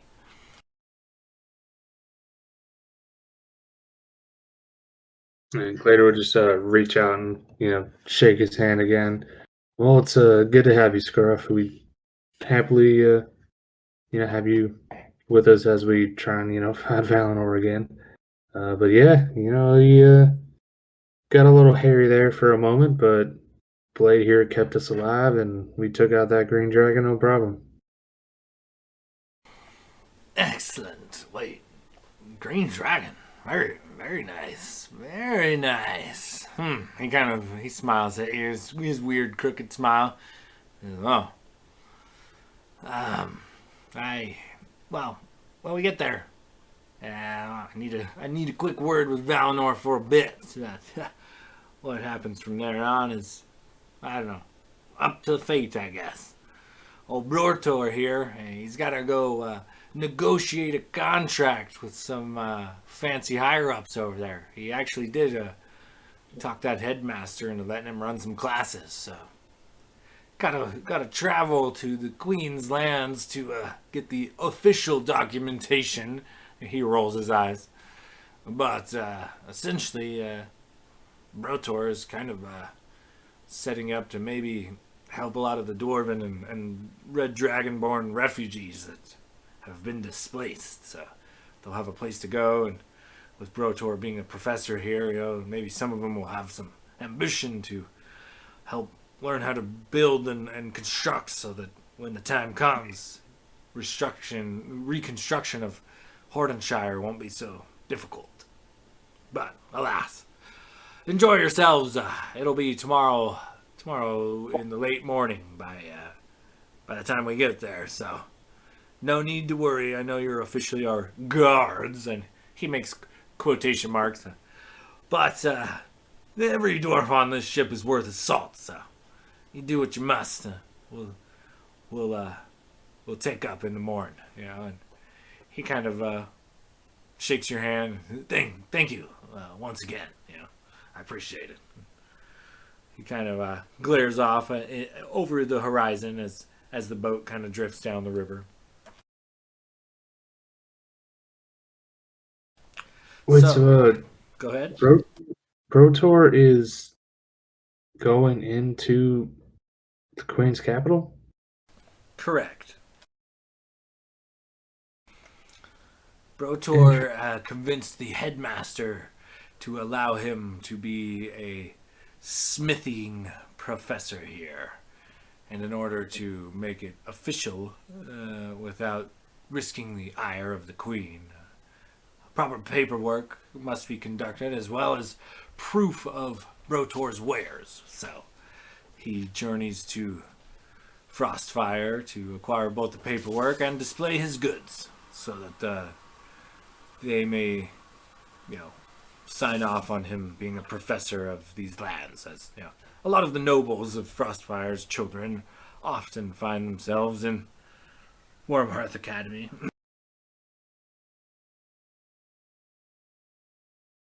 Interesting. All right. Wonder if we can use that.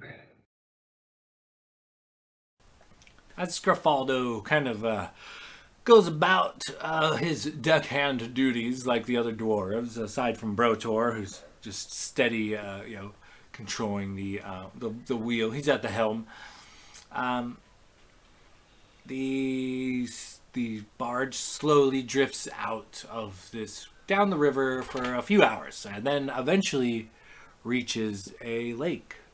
and it is almost instantaneous as you guys drift forth from the river towards into the lake. A cold breeze wafts over it, and it is sending off a chill.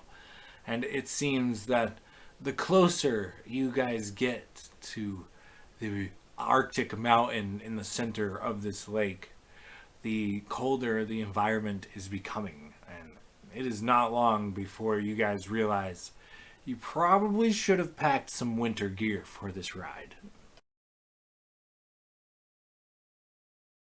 Oh. A place So- called Frostfire? Why wouldn't we think of that? That'll be fine.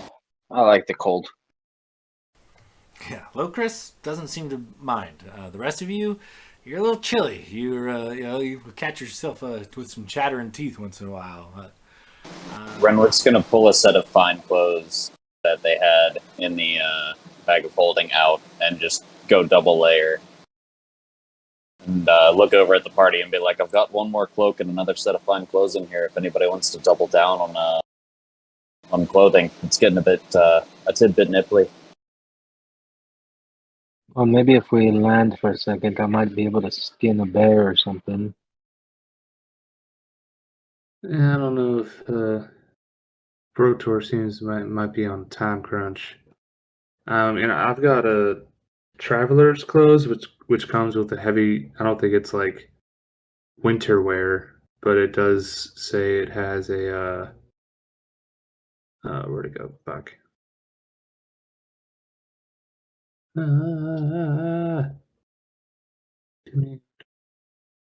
It has like a heavy cloak, I think it's called. Oh, clothes, travelers.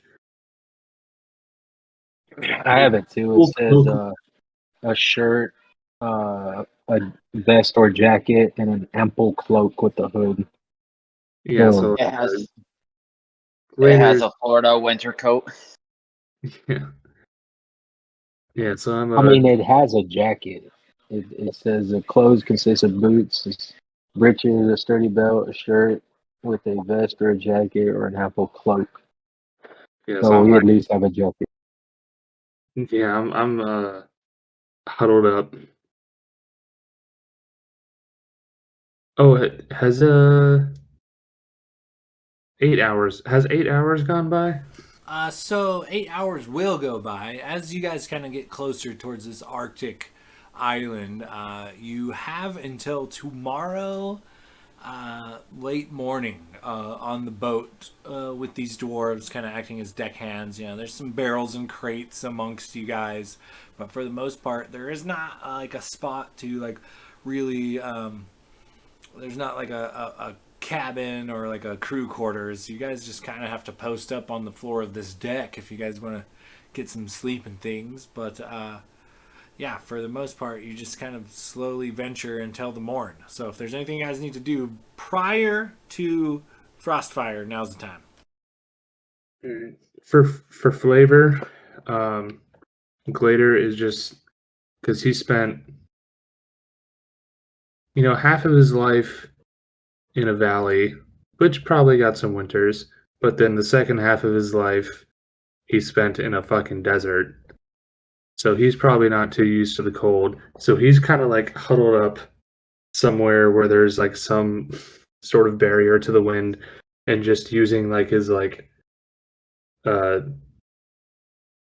not his fire breath, but like like just like maybe like minimal fire breath to just like blow on his hands and like rub his arms to try and keep warm, just huddled up somewhere.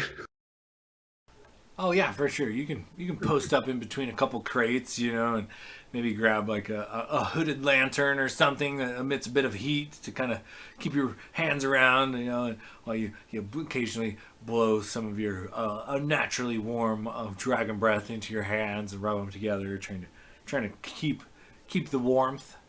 Yeah, But Glader's not enjoying this.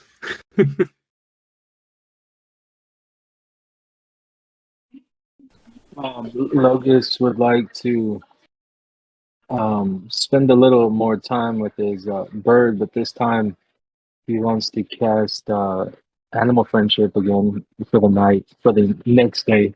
so that way when he rests, he get the spell slots back.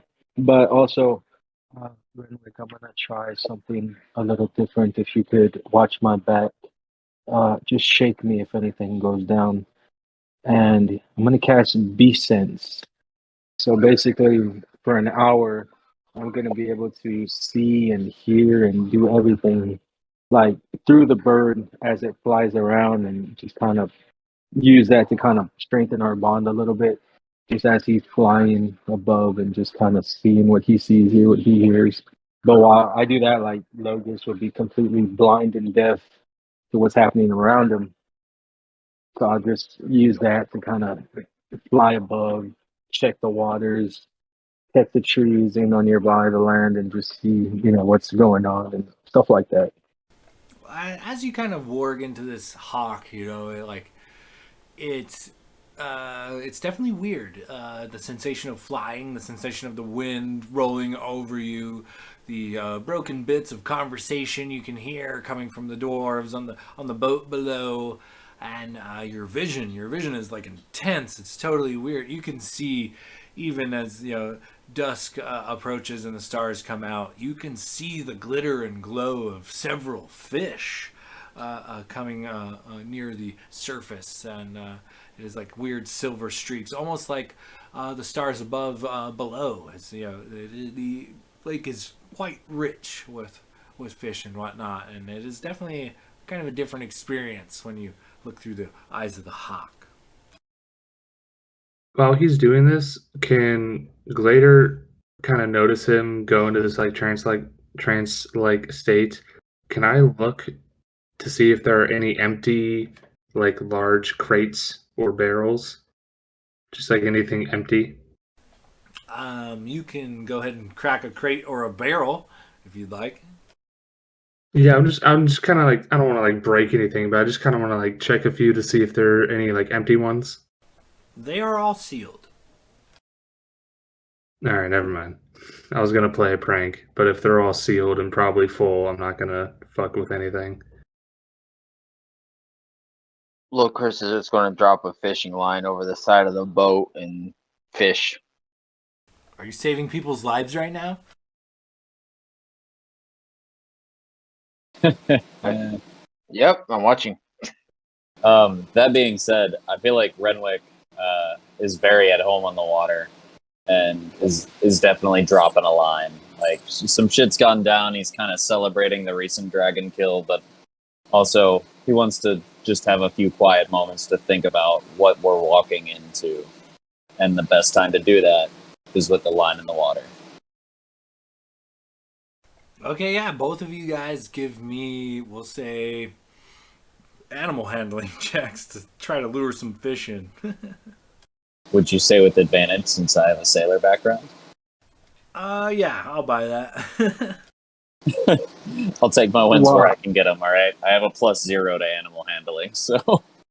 While they're there, since I'm like beast sense like with Tony Hawk, can I try to like get him to try to go down and snatch a fish out of the water since he can see them from up there? Oh yeah, for sure. For sure. You give me an animal handling check as well. 13 for Little Chris. I rolled a 4 and a 5, so I feel like I'm literally just putting a line in the water to help myself think. I'm not actually watching the line. That's a 16 plus 7 for 23 for Tony Hawk. So your hawk dives down and pulls out a good-sized, silver trout. It brings it back and drops it on the deck at kind of a Renwick's feet, as he doesn't seem to realize it, but something must have cleaned him out. He doesn't really have any bait on the hook anymore. It's just kind of floating in the water. But Locris, you also pull in not quite as big of a trout as the hawk had plucked forth, but you do manage to catch a pan-sized trout. Definitely enough for a meal for one.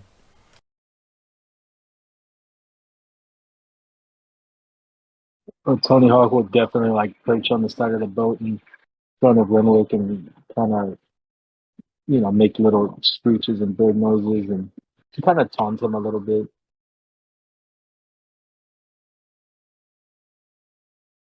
You said that the bird dropped the fish at my feet, right? Correct. Well, if he's taunting me, then I'll just pick up the fish and look at the bird and be like, I won't be taking any of your shit. And he'll just toss the fish back overboard. Okay, yeah. Lands with the splash. Can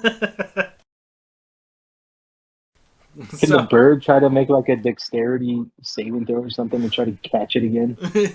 He could go fish it out. You know, it'll float. A dead fish floats. It wouldn't be hard to go fetch it. All right, he'll fetch it and this time drop it at Logus's feet because that is a good sized fish that we could eat. Okay, yeah, for sure. So, as the party kind of spends the eve fishing and whatnot, Locris, Blade, is there anything in particular you needed to do before morning? Not really. Blade hasn't been on many boats before, so I feel like, I mean, if it's especially cold, he'll probably be kind of maybe huddled up, maybe against, maybe just kind of like a wall or something where he's not getting wind on him, and maybe just using like his, well, I think at the Dragon Cave he got this rock. I think he retrieved from the bottom of the water there.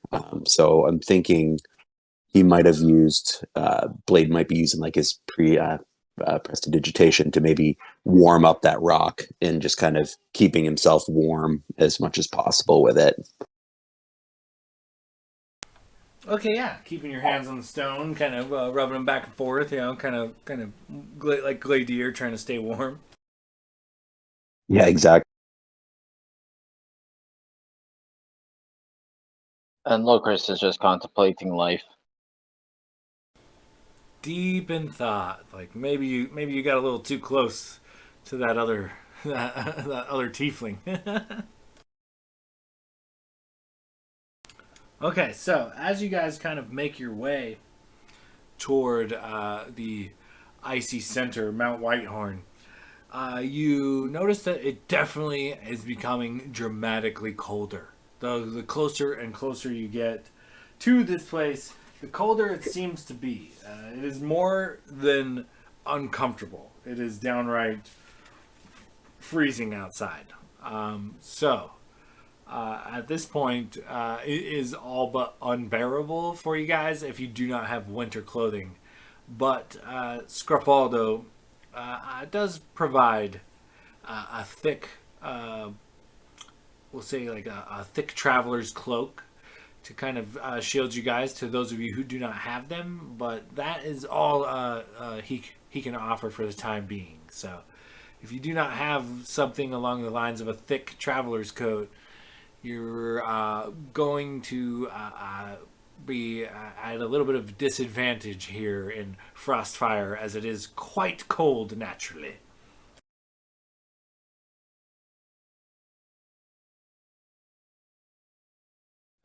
Gentlemen, I think the first point of order is to get some damn warm clothes because this is unbearable. And Logus will be like, as a person, like as an elf who grew up in the woods and in Nightwood, it's pretty, always kind of warm and nice in the woods. This is definitely new to him being this cold. I feel like Renwick kind of looks like Ralphie's brother from Christmas Story. He's bundled up in those fine clothes, but they're normal sized clothes, so they're all scrunched up. And he's just like, yeah, I grew up on the water, but this is fucking ridiculous. I'm made for more of a Mediterranean climate. Yeah, this is not really pleasant whatsoever. I'm not a fan.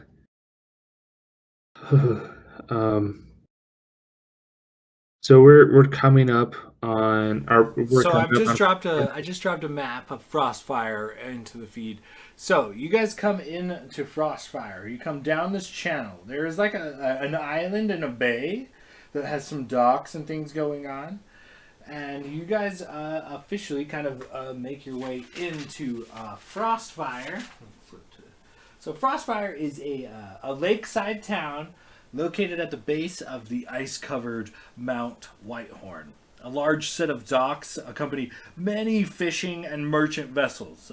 The land here is always covered in snow and ice. While a few other races call this place home, it is mostly white dragonborn in population.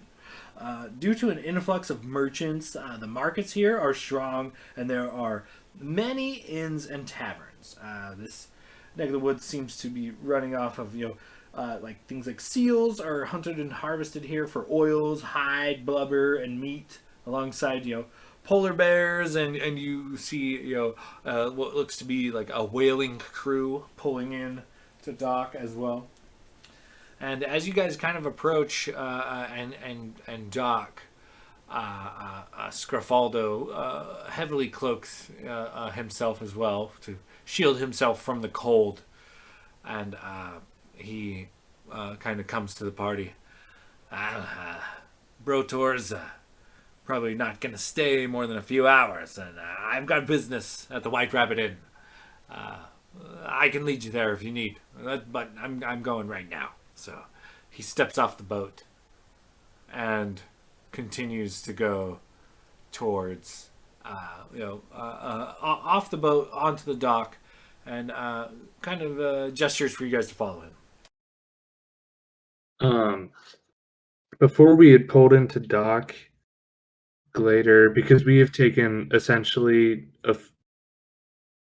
it's been a full day since I last used the girdle scales, correct? Correct. Okay, so it's recharged. So Glader would have switched as they were getting into the dock, kind of like literally like last second, like kept his hood up, like maybe like crouched down behind some crates, and then like right when they hit the dock, used the girdle scales to change into a white dragonborn. So Now, as you shift into a white dragonborn, you gain the cold resistance, and you, like Locris, are just strangely comfortable in this type of environment. that was going to be my next question. I was like, does cold resistant to damage transfer over to cold? Okay, yeah, sweet. So yeah, Glader just kind of like he's like shivering and then just like concentrates on the girdle and then just transforms and he's like, oh shit, this isn't that bad. And then stands up and just kind of like confidently walks off the gangplank onto the deck or the boardwalk. Okay, so Boardwalk. as you guys kind of step off the boat, and go to follow Scrofaldo, everybody give me perception checks as you kind of make your way through this new town towards wherever the White Rabbit Inn may be. Let's see how distracted Glader is today. Renwick is having trouble seeing through the folds of all of his clothing with an 8. A dirty 7 for 20 Blade. for Locris. 23 for logos. I literally just can't see shit ever. I rolled a fucking 8, so that's a 9 total for Glader. Oh, well, okay. It's looking a little rough. What was that? I said Glader's just not street smarts. He's just a fucking distractible little fuck.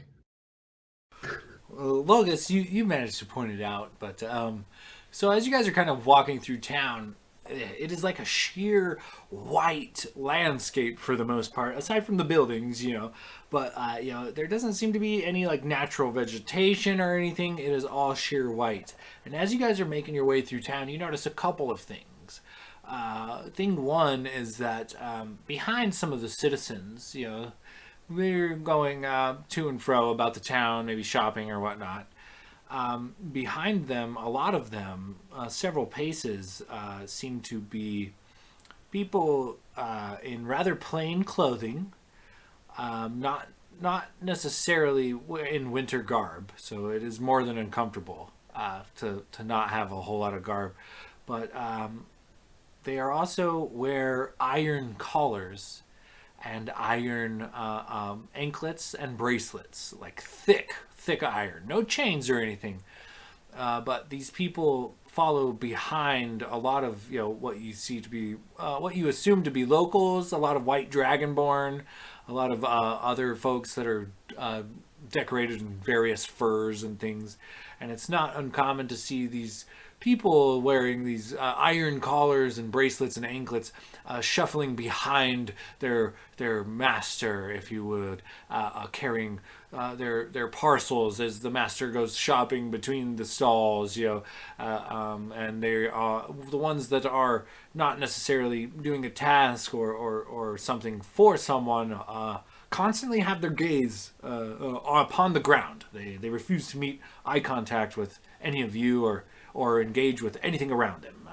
They simply follow their master's curtails, and it is quite apparent that there is quite a bit of slavery in this town, and it is not limited to any one race in particular. You see dragonborn, halflings, humans, elves, all pressed into servitude. And as you venture through this town, this city, you notice great black and brown like streaks, patches, just offsetting from the natural white background of the snow and ice. And as you kind of walk through the town, and upon further inspection, you notice that there are actually several large coal mining operations here in the city of Frostfire. And they all appear to be ran by a multitude of guards and slaves. You see, it's probably a 24-hour situation, slaves being on break or on work or cycled out, and it's not just a few here and there. It is hundreds, possibly thousands per mining operation, and there are a few different mining operations in the area, and all of them seem to be harvesting coal. And it is quickly apparent that coal being a major resource here, you guys notice that there is a lack of vegetation. There is a lack of literally things to burn to keep warm, except for the coal. So it is safe to say that it is probably like the heart of the city's main export is coal for the Arctic region. And you guys kind of notice this on your way towards the White Rabbit Inn.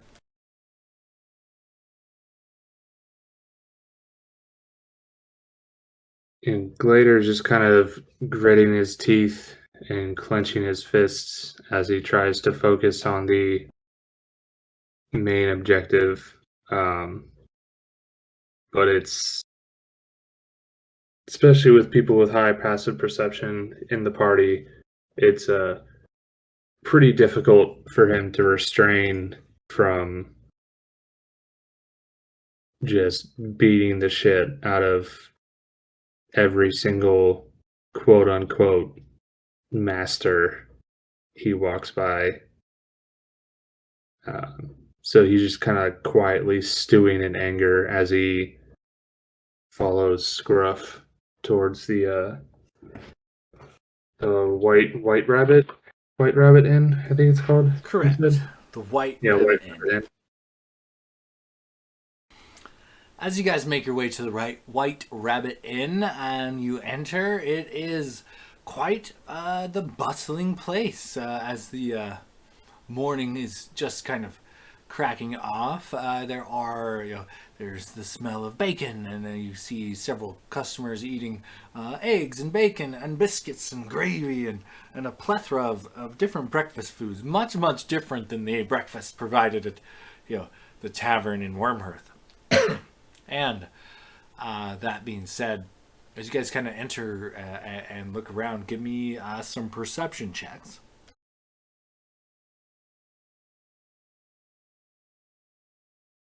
19 for Renwick. Spitballs. Glader actually paid attention.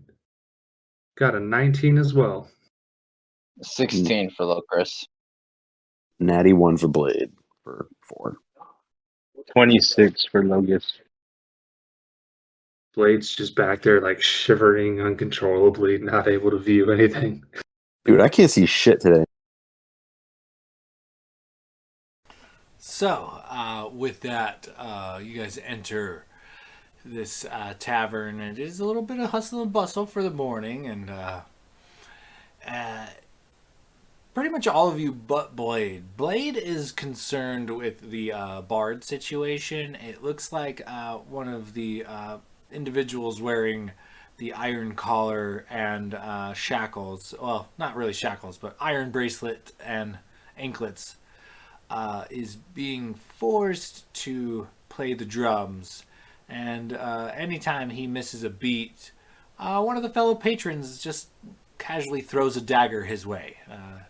He has several daggers in the wall near him and several fresh cuts, and does not seem to be a very good drummer at all.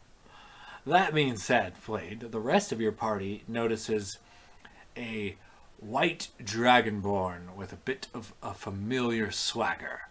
He's got a snow leopard like coat, a big robe almost completely surrounding him. He's got a lot of gold rings on one of his hands. And as you guys approach, as you guys enter the bar, he says, "Wow, it has been some time. I have been waiting for you. Oh, good to see you, Scrafaldo." And Scruff immediately runs over and gives a quick, like, predator handshake to what appears to be a white dragonborn version of Valinor.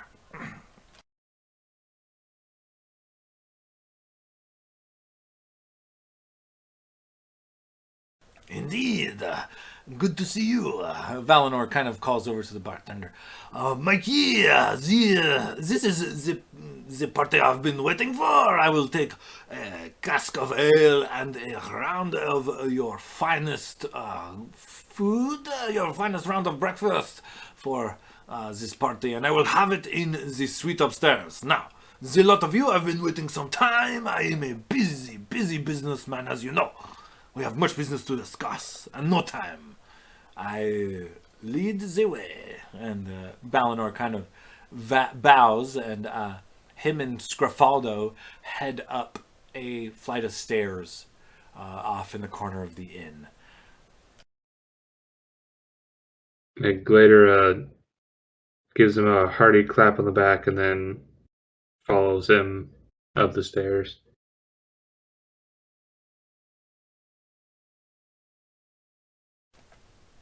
Okay, so after kind of pulling the party upstairs, it actually goes up a couple of flights. The inn is, 2-3 stories. It's a pretty big inn, and the entire bottom floor is just basically a drinking establishment. But the top floor of this inn is actually just one single large room, and it has several beds, a warm fireplace.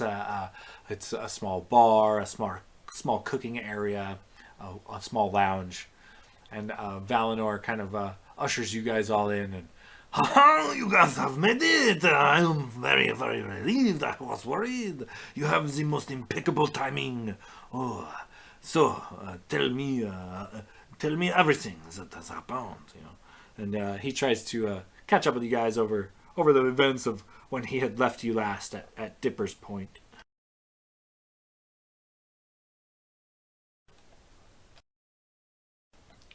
Upon, kind of catching up with the party, you guys do notice Scrafaldo pull some papers from his breast pocket and hands it to Valinor, who quickly opens and voraciously reads them and gives Valinor gives Scruff a good nod and walks over to the fireplace and throws the parchments into it, burning them. And shortly thereafter, a young girl enters the room, wearing now familiar iron collar, anklets, and bracelets, carrying in a large tray of food. And she sets it upon the table and quickly excuses herself without saying a word or glancing upward from the floor. She returns shortly later with a cask of ale and a tap. And she sets that down and quickly, without glancing at the party or saying a word, excuses herself. And Would it guys be are alone. possible as she's walking out to just like slip her a couple gold? Like not even say a word. She's looking down. I just like Renwick wants to basically just palm like force like 3 gold into the palm of her hand. As you go to like force the she flinches first of all at the fact that you would address her or come at her anyway. She flinches as if maybe it's not always the best thing, and as she remains still and clearly scared at your approach, and you palm the coins into her hand with it. She looks to them and briefly, just briefly, looks up to the floor to make eye contact with you, and then back down to the floor. Please, sir, what would you have me do with this? I'd have you take it, and if you have to, stash it, and perhaps it'll bring you fortune in the future. But I'm sorry you're in the situation you're in, and I assure you that we're working to make sure that there's a brighter future for you. But in the meantime, take this, and I wish you the best of luck. And he'll just kind of give her a soft wink and turn away. As you give it to her she while her eyes are firmly remained on the floor, she, please, sir, I can't. I'm not allowed to have money. He'll beat me if he finds it. I can't take it. And she drops the coins onto the ground. I'm sorry. And then she leaves. She literally flees the room. I think Renwick will look over at Gladier and just be like, well, it's a good thing that we're making our move now, because it seems like the people are just broken. I mean, this is just pitiful. It's a learned helplessness. I mean, somebody's got to stand up. This is so much worse than I thought it was. I mean, it was bad when we were further away. But here, right at the center of it, this is Valinor, we cannot let this go on. This is despicable. This is worse than just killing our families. This is active tyranny. This we cannot fail here. We have to end this now. And that is what we plan to do. We must get on the road. There is not much time. The plan has been set, and I would have you all gather around. Let us speak of this and finalize our plans for the final assault. Please take a seat. And he gestures to one of the comfier chairs and tables, and he pulls forth from underneath one of his very fancy robes a piece of parchment and opens it up. He kind of looks to the lot of you. Well, my order has officially recognized yours as an ally. That is good news. And then there is the plan. Well, the only deviation to the plan is you yourselves, your party, your order of knights. The destruction we will cause in the city beneath the keep is going to be one for the tales of the century. This will not fail to empty the keep, I am sure. But that puts a dozen knights and a few thousand armed slaves in a fight for their lives. A fight that is likely to be futile if it is led by the Silver Queen. But that is where you come in. I fear that... So when you enter the keep, when you enter the city, there is a cave, a massive cave. And you enter the mouth of the cave, and immediately upon entering the mouth of the cave, there is the entrance to the Silver Keep. Well, the road into the cave travels deep and winds along the interior till it reaches the bottom where the city is. The keep is at the top. The only way in or out of the city is to pass right by the front gates. So, if we are in the city, the Holy Fangs are causing a ruckus, starting a revolution with the slaves.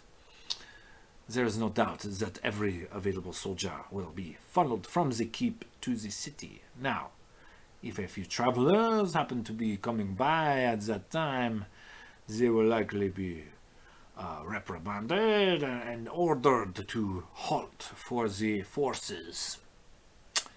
And that is where you come in. Once all of the available soldiers have filed out of the keep, you enter the keep.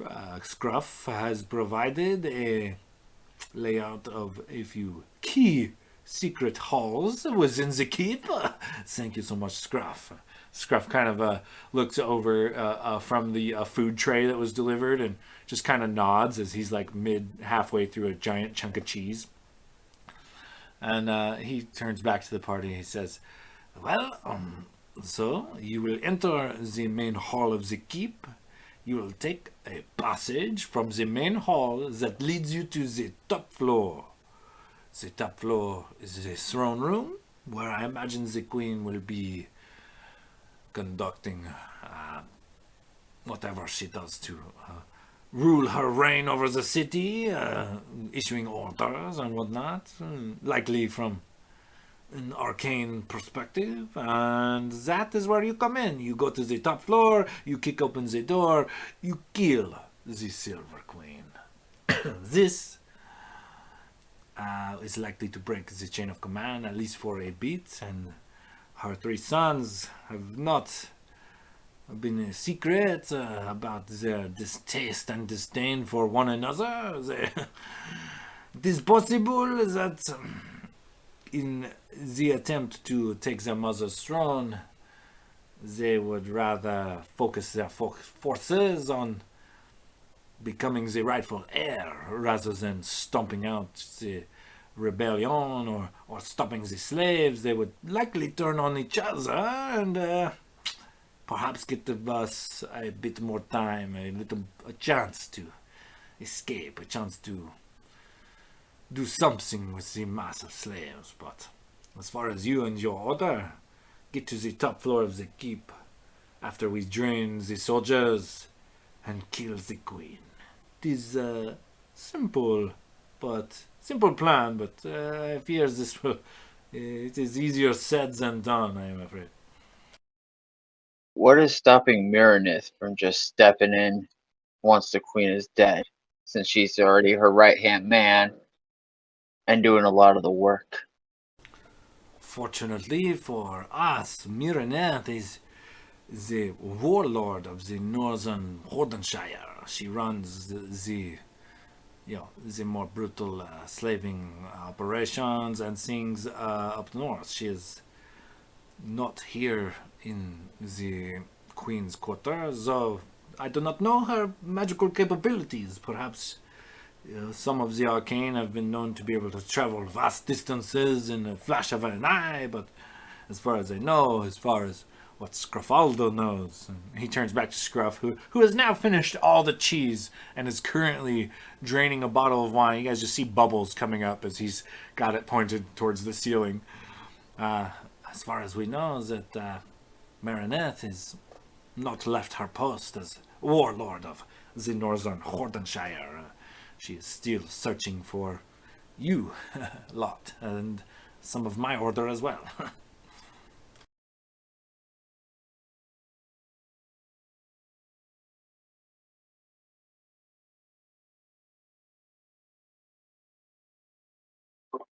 Hold on, I might have an idea. Um, so the three brothers, they're all essentially in a sort of reluctant peace with each other because their mother has taken the throne, correct? The reluctant peace would be, to put it nicely, without their mother's influence directly, they would have killed each other. In fact, all three of them have tried to kill at least one of their siblings. The book has tried to kill both of his siblings. Now there's the book.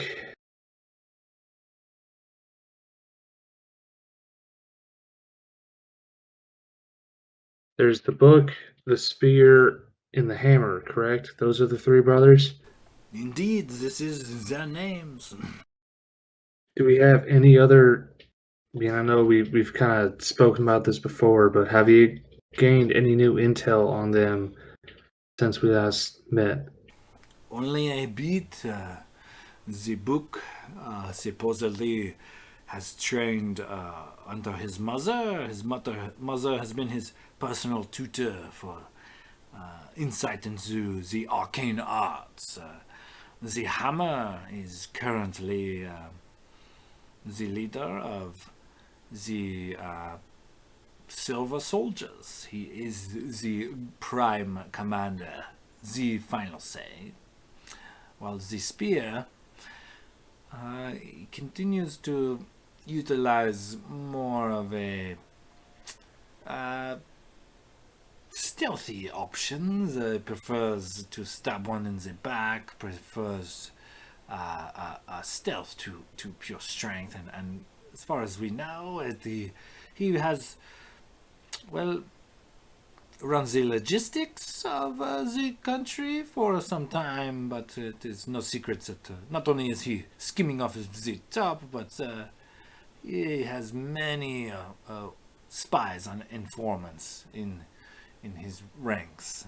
And as far as the book, there is a small training academy here. A lot of the mages within the Silver Soldiers ranks follow the book's commands rather than the hammer or the spear. All three of them play an important role for their mother, but all three of them wish to take her place as well.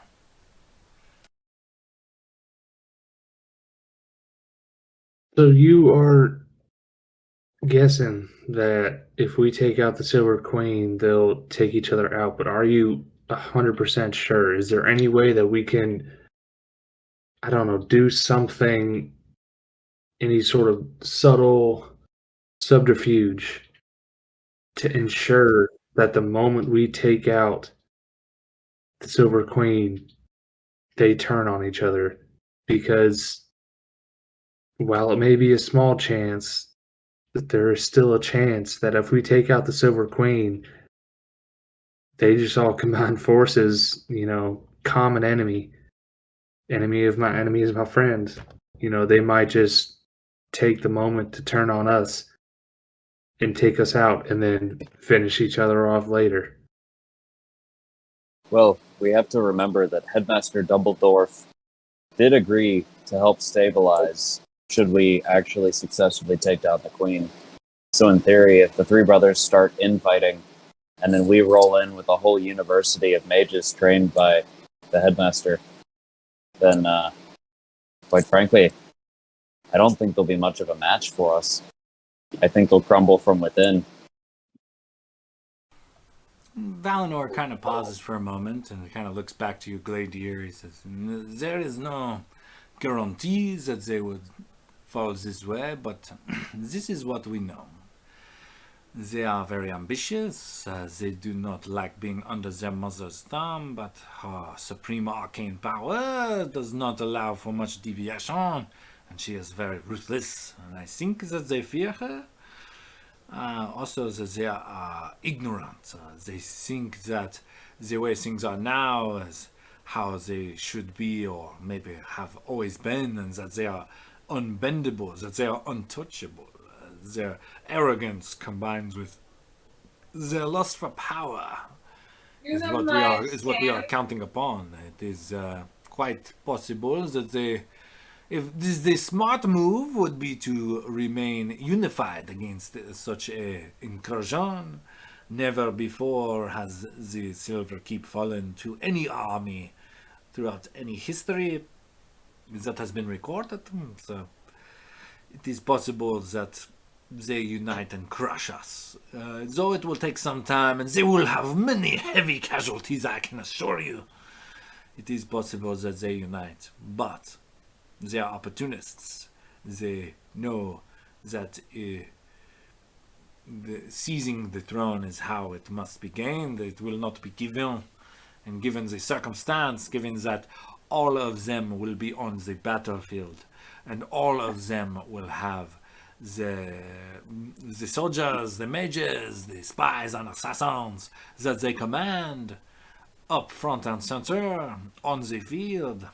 Now, we have just presented each of them with a very ripe opportunity with their mother's death to take vengeance upon one another and perhaps the Silver Throne as well. And this We have hopefully works. we have paintings of any of these brothers so we know what they look like. I can make you a sketch, I suppose. And yeah, he takes a piece of parchment and some charcoal and starts going to town. So I'm wondering, what if one of the brothers, quote unquote, starts killing some of the silver soldiers? Unfortunately, That might, in this society, that actually happens all the time. Insubordination or failure at one's duties.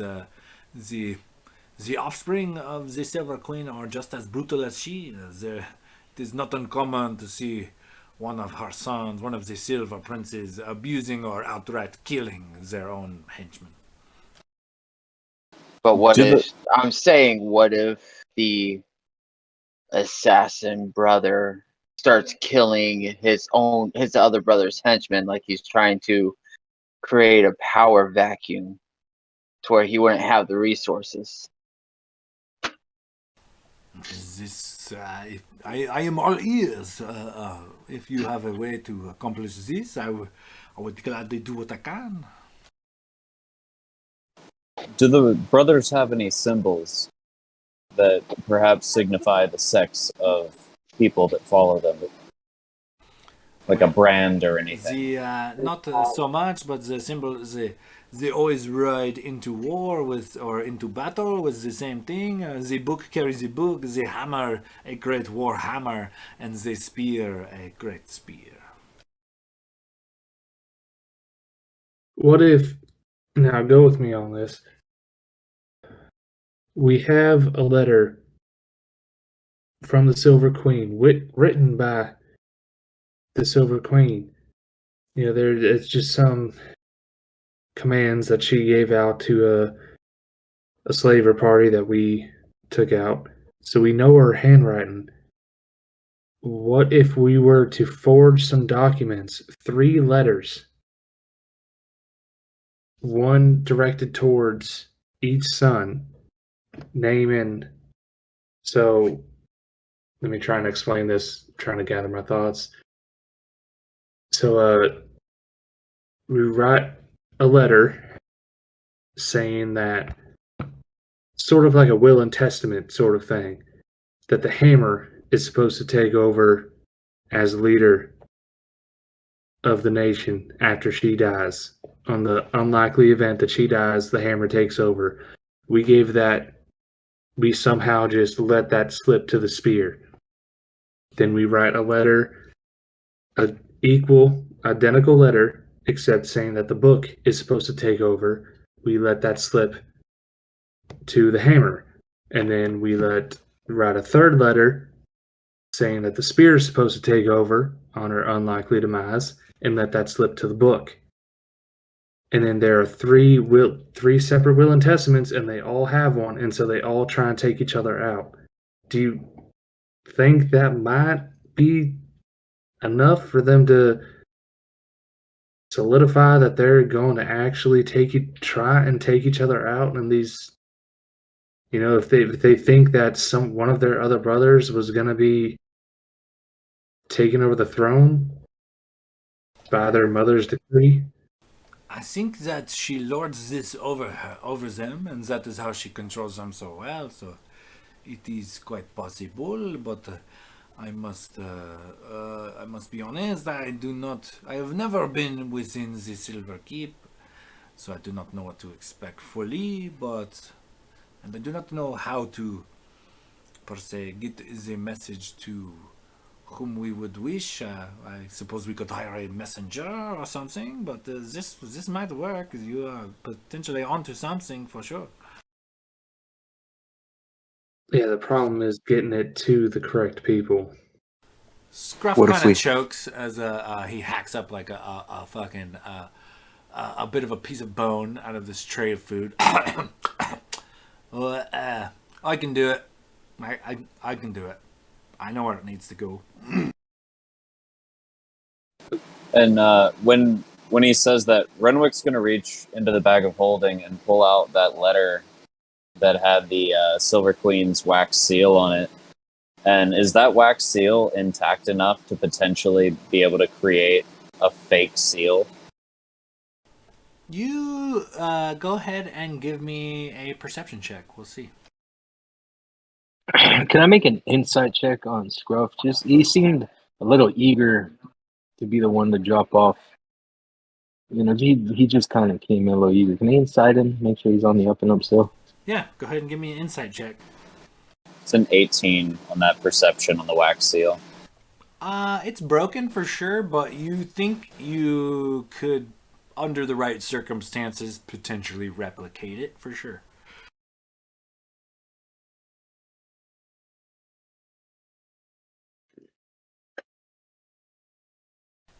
Logan, Dog you shit. don't really know how you feel about Scruff at this moment, but it does occur to you that Scruffaldo's main job before you guys met him was pretty much to do shady shit for Valinor. So he might know how to get in there on the up and up. Blade, were you thinking something? You were sound like you might have something to say. Well, I was thinking maybe if we had a creature that could fly, maybe they could, if we located one of these brothers, have it drop off a letter. I mean, that's not a bad idea, but we kind of I feel like we want to make it. We want them to find the letter. How can I say this? We don't want it to seem like an accident, like, oh, this bird dropped off the letter at the wrong address. We want it to seem like they weren't supposed to find this letter. Oh, I got you. Do you get what I'm saying? Well, I mean, I suppose we could phrase the letter to make it sound as if the Queen was sending her last words to the heir that she chose, saying that the two brothers had united to assassinate her and that he was next. So it would seem like she had sent a random bird as opposed to one of her officials. That's not a bad idea. But then we could have Tony Hawk deliver the letters, and we wouldn't even have to outsource the mailing process. Might save Scruff some mileage here. Or more teeth.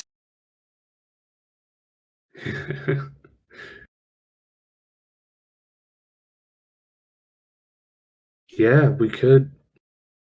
Yeah, we could try and form it as like a. That's actually a good idea, Renwick. We could You aren't trying like,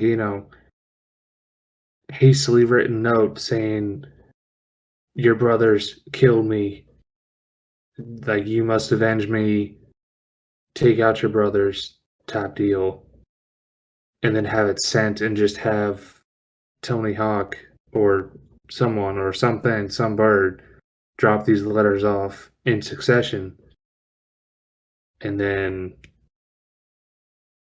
they just take each other out. And he'll hold up the letter with the seal, and he'll say, "We broke the seal when we read this letter, but I'm fairly certain we could replicate it.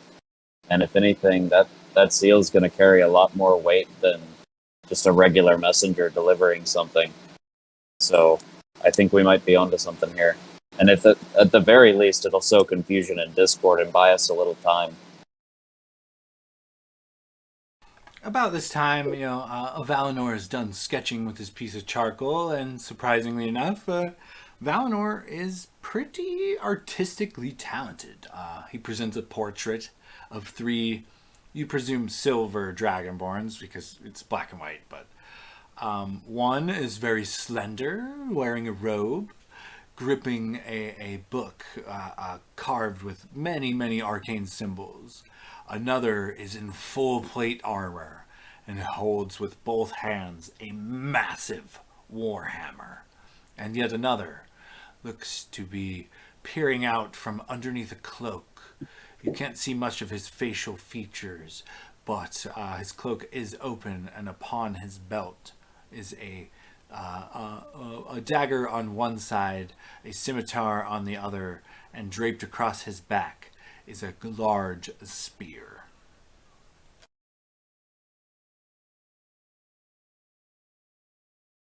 Oh, they look friendly.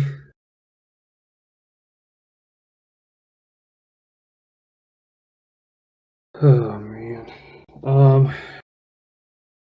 Balnor, you wouldn't happen to know anyone in town that might be discreet but also good at forging signatures and handwriting? Also, how much of the Holy Fangs? Were you able to gather anyone? I am the last not in position. They are well hidden, but almost all of them are already in the city awaiting our arrival. As far as forgery artists, I do not know. I have a few individuals that handle such things for me. He kind of looks over to Scruff. And Scruff has now moved on to a cheese wheel and is about halfway through it. All right, well, the rest of you, how are you feeling about this plan with the letters? What do y'all think? I'd like to hear your thoughts. I mean, I think at this point it's worth a shot. But I will say I do not feel comfortable utilizing my hawk at this time. I will feel very sad if something were to happen to it. And then I'll just kind of tell the hawk a little bit. Don't worry, little friend, I won't let them use you like that. Also, no offense to you. I mean, you just got the hawk, so it's not as perfectly trained as it could be. So you might, again, no offense, might want to go with something a little bit more dependable at the moment. Oh, Tony Hawk, did you hear that? That seems like a veiled shot at us, my friend. You He seem is to a not hawk. reliable. He's a hawk, and I don't speak hawk. He didn't get a goddamn word of what I said. Well, sucks for you because I speak hawk and he understands now. Lokers, what are you thinking? Do you have any ideas to add or disagreements? Tony Hawk is definitely just glaring at Gladiator now. Well, I like the idea. Trying to think of a delivery method. I mean, could definitely have Scruff do it.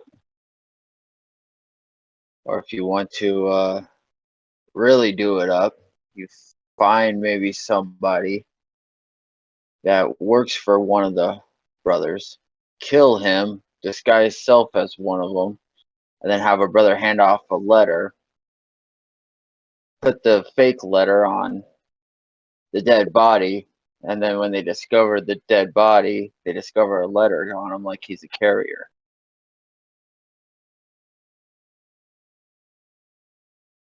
I mean, that's definitely a good idea. I agree, but I don't know. I feel like that's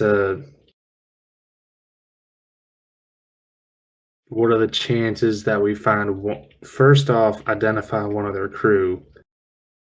Secondly, find one of their crew that is alone and isolated enough that we can take them out quietly and then leave the letter on them and drop the body in a public space where they'll find it. Like it is in a certain scenario, I feel like that is a fantastic idea, but just the fact that we would have to do this 3 separate times, I feel like that put a Well, little bit of risk of getting caught. honestly, I had to think no matter what plan we go with, we're going to end up with a minor civil war Yeah, at best between 4 parties. yeah, I So we're going agree. to have the 3 brothers, and I don't think Marinette is going to give up her power up north. So then, how far are we going to go? Well, True. perhaps we're overthinking this. I mean, Scruff here says he knows where to deliver the letters, so if we're taking the route and using the letters to sow discord, then I say we let Scruff deliver them. We don't overthink this, and we focus our efforts elsewhere. I mean, I think I agree. I mean, you guys have been an incredibly valuable asset and incredibly valuable friends up until this point. So I take your opinions in high regard. So if you guys agree with this plan, we'll move forward. If you guys think it's a bad idea, we'll back off and we'll find another front. What I'm So thinking is we do the letters, have Scruff deliver them, take out the queen, and then we can maybe go out of country for a little bit, see what falls, and then if we need to come back to free the rest of your people. Just might not be all done all at once. That's all I'm saying. yeah, I think we should take out the queen. Like you said, take out the queen, leave the letters, maybe leave the mountain, maybe at the bare minimum, go down to Frostfire, see what the collateral damage is, what goes on, and then from there we can decide how to move forward. So, in light of this information, I must speak up. It is likely that the keep will empty of soldiers for the ruckus caused by my order and the freed and armed slaves, but the Silver Queen's death will not go unnoticed. Her power is vast, and I'm sure perhaps her sons or Marinette herself will feel the death of the Silver Queen. It will be like a giant ringing bell throughout all of Hortonshire. And so, truly, I do not expect that without some sort of escape plan or something that your order is likely not to live through the incursion, as the Silver Queen is at the very top of the keep, making your way down to the bottom and out the front door, which is essentially one of the only entrances that we are aware of, is likely to meet several thousand soldiers as they approach, to curious as to the health of their monarch, as they are not likely to take kindly to a order of knights whose weapons are freshly stained with their mother's blood. I fear that aside from getting in and killing the queen, your main mission should be to escape the lands of the Silver Queen altogether. If this does not incite a revolution or a civil war, then, or perhaps one of the brothers is actually more capable than we give them credit for and quickly assimilates the throne, you will be in much danger. And as we are, as all of us, but you particularly, being the assassins of the mother, so I think you should flee. I think that if you do manage to infiltrate the Silver Queen's quarters and slay her, that your next order of business should be to flee. Leave the helping of the slaves and whatnot to me and my order. For if you guys fail, then we are all truly doomed anyway. So I think that killing her and escaping should be your number one priority. Also, yes, I agree with that. After you put it that way, definitely agree.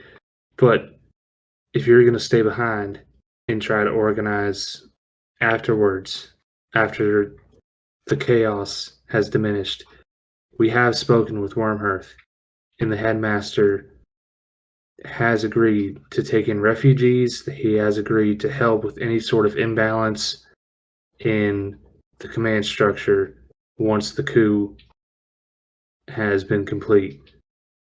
So if you need assistance, send word to Wormhearth and they will help you. But we'll take out the queen and we'll make our escape where we can. But he will help. Go ahead. That's yeah. He'll help. Yeah, blah, blah, blah, blah. Sorry, stumbled over my words. He'll help you. Valinor kind of pauses for a moment. This is interesting. He comes over to you and puts his hand on your shoulder and kind of looks you in the eye. Gladier, I've been doing this for a few years now. It is kind of become who I am. Along with all of the Holy Fangs, the members of my order, we will do what we can to save every last prisoner, every last slave that is unjustly imprisoned by the Silver Queen. But make no mistake, we are not leaving, we are not retreating, we are going to direct traffic as best as we know how, but there is no doubt in any of my mind or any of the minds of my order, we are marching to our doom. We are impossibly outnumbered, and the longer we fight, the more of our kin will escape. So if you are successful, there is a small sliver of hope, and perhaps me or some of my order may escape as well if the job is truly complete. But Gladier, this is I fully expect this to be one of my final days. I will die on the battlefield before I allow even one more travesty to be committed by the Silver Twat and all of her kin. I expect that me and my order will have our final stand here. It is not likely that both my order and yours escape with their life. Well, I hope you're wrong in this. Oh, me too! But like I said, we'll try to send word to you. Actually, DM question. What's up? Are our rings linked to his as well? Can I telepathically communicate with Valinor? No, just people who have attuned themselves to the set of 5 rings you were given. So only amongst the party. All right, that's fair. Well, Valinor, we'll try to send word to you somehow once we've taken out the queen, and then I don't know. Maybe on our way out, we can pass through Wormhearth, or at least send a message to Wormhearth and let the headmaster know that we have taken her out, and to send assistance right away here. and maybe that'll be enough to give you reinforcements. But brother, I don't want to see you die. Nor do I, but it is what it is. I fear that the Silver Queen's death will ring like a bell throughout the mountain.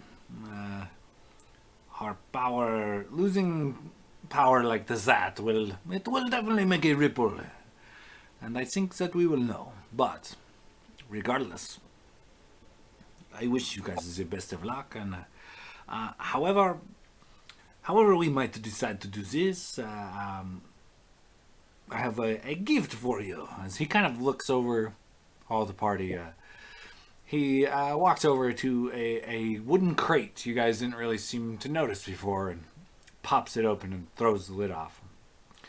Within are finely crafted winter clothing, and it is enough for the lot of you and Scruff, and similar to what he is wearing, it is very kind of bougie. It is very, very like elegant, very high class, and it does appear to be an entire winter traveling getup for the average traveler slash adventurer, made completely of a snow leopard skin. So it is like a very furry, fluffy, spotted decor, and he presents each member of the party with one.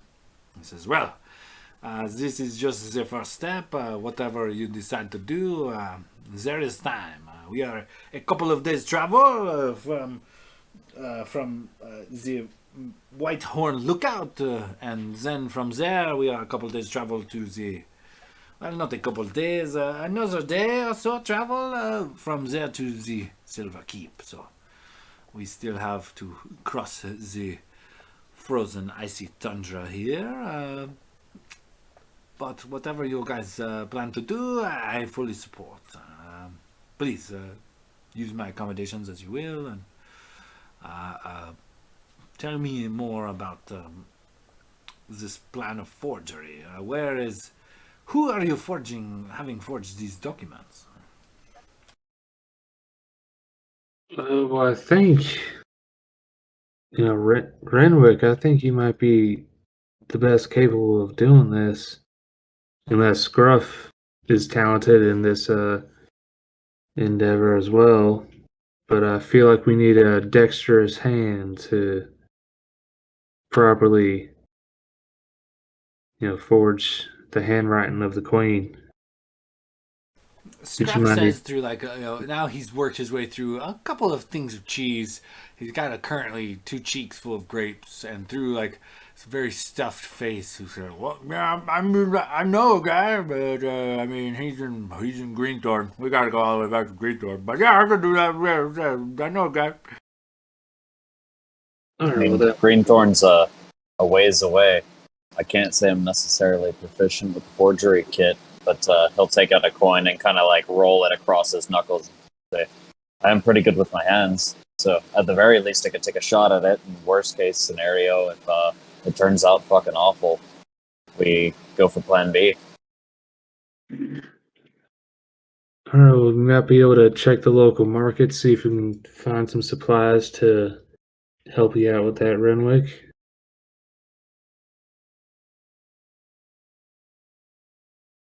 Does anyone else need anything that we might be able to find here? I mean, I feel like I saw a couple markets as we walked in.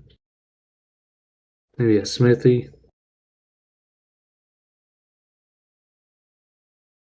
So after Gladier insulted my bird, I'll be talking to him.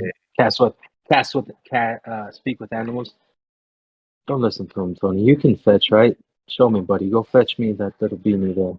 And I want to see if he can fetch me like the winter hat that Valinor from the crate he opened up. Unfortunately, the trick you guys have been working on is Scout, and she kind of just flies around the room and then comes back to you and informs you, something's here. but does not quite get to the. You've used up your handle animal teaching session for the session, unfortunately.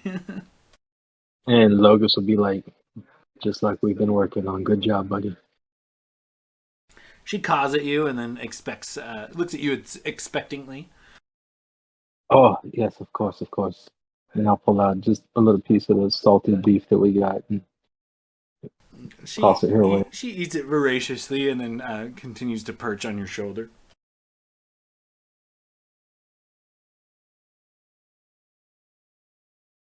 Valinor pipes up. Well, there is a protocol here in the city about the free people and the slavery. So if you do decide to go to the market, do not act rashly. This is not our homeland, Gladier. The people, they are different here. More callous, more cold. Not all of them, but most, I fear.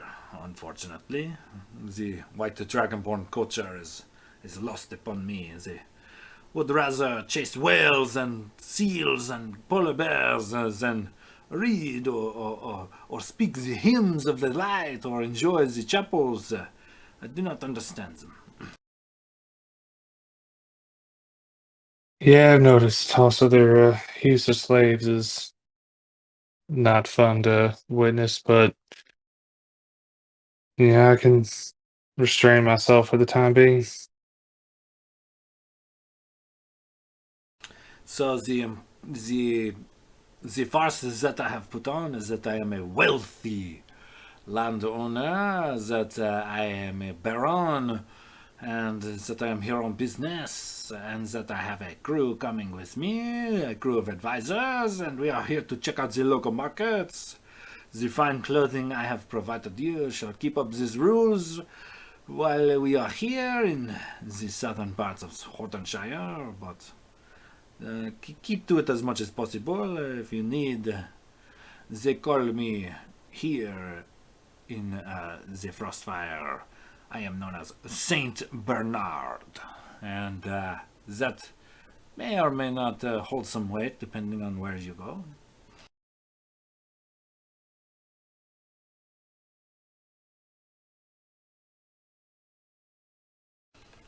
And as a kind of awkward silence fills the room, it is broken by the popping of yet another cork.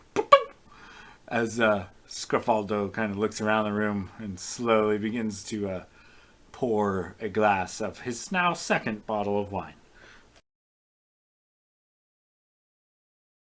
Well, I guess as Grafaldo is getting comfortable here, fellas, do you want to head to the market? Is there anything you guys are looking for that we might be able to find there? Though it The only never thing hurts that I to sample the local wares. Yes, the only thing I really need here was winter clothes, but we've been provided that, but I guess it doesn't hurt to peruse their wares. Well, I will remain here for you. Please sample the wares and be careful out there. I think me and Scrafaldo will share a bit of that wine. And when he says that, Scruff kind of like tucks the bottle of wine, defensively, and pushes a yet unopened bottle towards Valinor. And Valinor continues, yes, I think I will catch up with Scruff, and please do not tarry too late. I've only got another hour or so before I cannot leave the quarters for being a little too shiny. So, be safe and return shortly. We leave before dawn. We leave before the sun rises. So, please, make haste. The lookout up the mountain. There is a storm coming soon, and I fear that you do not want to be on the road with an Arctic storm blizzarding about you. So we must leave with haste. So you have a few hours and maybe a few hours of rest, but make no mistake, we leave an hour, maybe two before dawn. Just for my clarification, it's maybe been like what, like an hour or two? Yeah, Sensei? you're now rounding maybe like your second hour after you kind of walked through the city and have made yourself comfortable in Valinor's suite, Valinor's private quarters. It is yeah, it's been a couple hours, so you still got 5-6 hours to go. Okay. All right, fellas. I guess we should you going shopping? Well, No, and if we're going to overturn an entire country, we best be as prepared as we could possibly be. I second I, that. I could always do a little shopping as I hold that 2,500 gold bracelet in my hands, kind of twirl it around. Might need to find someone who'd be willing to buy this. Does anyone have anything specific they're trying to purchase so we can hit a specified dealer before we just head off to a general market? Just want to make sure everyone gets everything they're looking for. Well, I would just look for either a new weapon or a new shield that's a little bit stronger than this one. I believe we passed a smithy on the way in. That might be up your alley there. Yeah, I might be looking for a better set of leathers or potentially upgrading a weapon. Maybe finding something with a little bit of magic to it. But kind of just general perusing, window shopping, if you will. All right, Blade, how about you? Blade is still thinking about that bard down below, and I'm thinking he might just kind of stick around the bar for a little bit. All right, is there anything we can maybe get you while we're out that you might want? Anything that comes to mind? Well, if you find anything that could maybe offer me further protection, maybe a ring of some sort, if you perchance come across it, take this just in case. And Blade will take out his jacinth that he got from Valinor the first time and kind of hand it over to Gladier as kind of use this for payment if you come across such an item. Okay. How much is that worth, just so I know? Oh, not much. Just about 5,000 gold. Gladiator's Scruffaldo jaw chokes just on some dropped. wine when you mention that. What? How much gold? You need? What do you guys need? Yeah, Glader just like shoves it in his pocket and just like looks around the bar to make sure nobody heard that. You guys And are on just, the top floor of your own private quarters at the oh moment. yeah, okay, we're still in the room. Yeah, he's just like, fuck. Okay, okay, yeah, I'll check around for you. Shit, I hope I don't lose it. Yeah, no, I'll look around for you. Logus will tell Scruff, Gesundheit, my friend. Should probably slow down. That's the second time I've heard you choke on your food. Yeah, I bet you elves never choke on food. You don't know how to live. And he like starts chopping up like a big piece of ham, starts shoving it in his face. I've never really understood the anatomy of dwarves. It kind of blows my mind. You've eaten 4 wheels of cheese and a whole ham and a plethora of other things, and you're still hungry. It's I'm just getting started. amazing. If you're going to the market, bring back some more ale, huh? We'll be out by the time you get there, huh?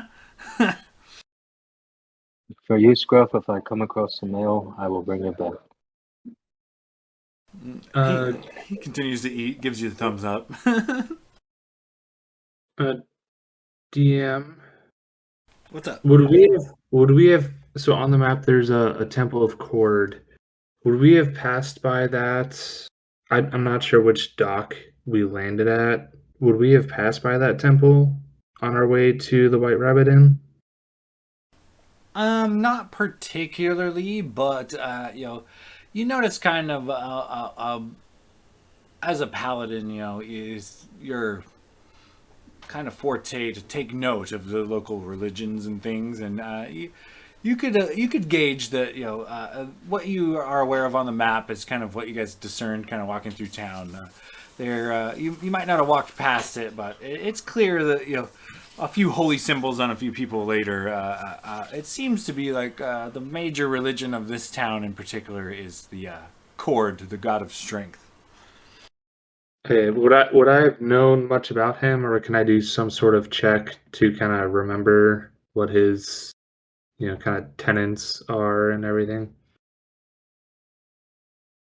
Go ahead and give me a religion check.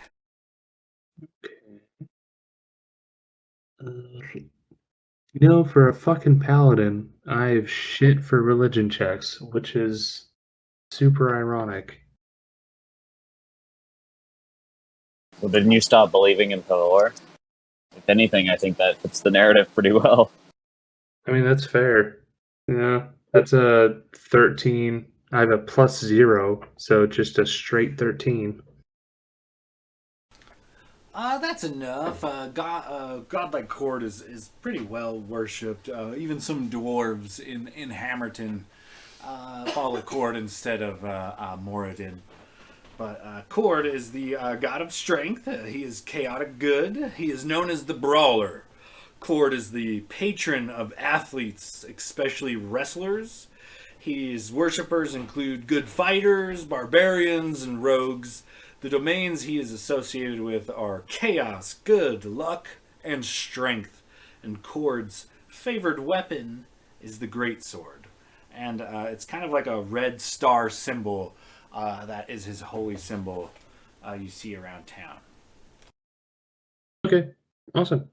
All right, that's all I want to know. I'm ready to go to the market if y'all are. We gonna feel like there's noticed a couple markets as we were walking through the town. Think I saw something sort of general goods and then just regular old market. So, and it's the smithy. Do y'all want to try and head up that line? Just hit the general goods, then the smithy, then the market, and just see what we can find? Plan to me. All right. Okay, so as you guys kind of venture out towards the market and whatnot, you guys kind of come downstairs. Blade, are you staying at the tavern with Valinor and Scruff? Yeah, he's going to stay at the tavern, but I think kind of go actually back down to the tavern to kind of where the crowd is and just kind of hang around, probably post up maybe closer to where that bard is, maybe a seat if he can, close to him. Okay, as you guys kind of come downstairs and stuff, the party heads out. Blade, you do notice that the drummer bard has stopped drumming, has several bandages on his arms, his hands, and his leg, and is now struggling to bring a tray of beverages and food from the bar to a table of well-off white dragonborn who are quite sloppily making a mess of a few meals and some ales and are loudly being ruffians. But you notice this human slave struggling to cater to many patrons.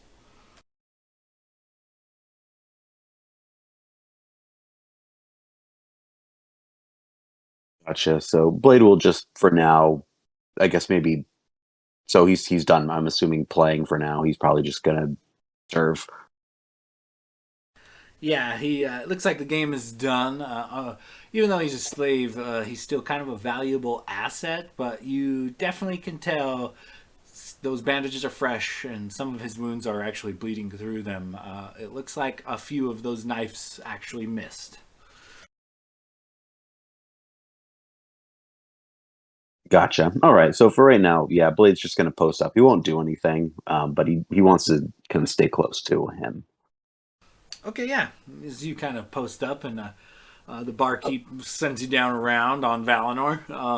The rest of the party, you kind of venture out towards the markets of the city, and once again, you see a lot of well-to-do Frostfire citizens dressed in fancy garbs with much jewelry and things, and they're usually being followed by a slave or two or three that are carrying their bags or their groceries or whatnot. Always a few steps behind and always keeping their gaze cast downward. But the thriving markets of Frostfire are actually just that. Everything here is a smidge pricier than what you're used to, but it is a major trading hub within Hordenshire to several different cities and locations, and the markets are quite ample, and there is much to be found. What are you guys looking for specifically? Well, first of all, given the Blade made a specific request, Gladiator, or not, yeah, Blade. Gladiator is gonna, check the various stalls and be like, just ask for any sort of rings or items that could add some sort of a protection. Any like a ring of protection or maybe a cloak of displacement. Something that'll make someone harder to hit. So there is a jewelry shop, a jewelry store, and there is a like a custom clothing store as well. Which would you be interested in going to? Shit, that's a good question.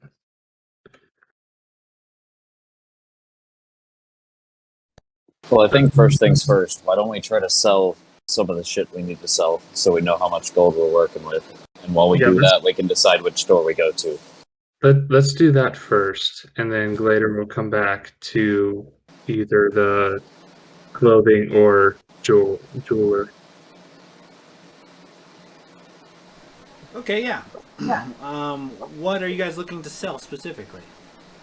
So we have 16 short bows in the bag of holding, 2 masterwork scimitars, 6 rough cut gems, and everything else we'll probably want to hold on to for now. I'm guessing the scimitars would probably go best at the smithy. The rough cut gems and the short bows, I assume we could probably offload at the general store, or if there's like a Fletcher around. So the rough cut gems, it's pretty easy to get the 10 gold pieces for. They sell pretty quickly. The rest of it, you go to the market, the blacksmith, or the smithy, the general goods stores, and the rest of it, they'll be happy to take off of your hands. However, they're only going to give you half of what you could have purchased the items for in like the player's handbook. So. Some loot drop bullshit. True. Is everybody cool with that, or do you want to hold on to it? Because the bag is starting to... we have plenty of room, but I feel like we're going to want to have a lot of room on us going forward.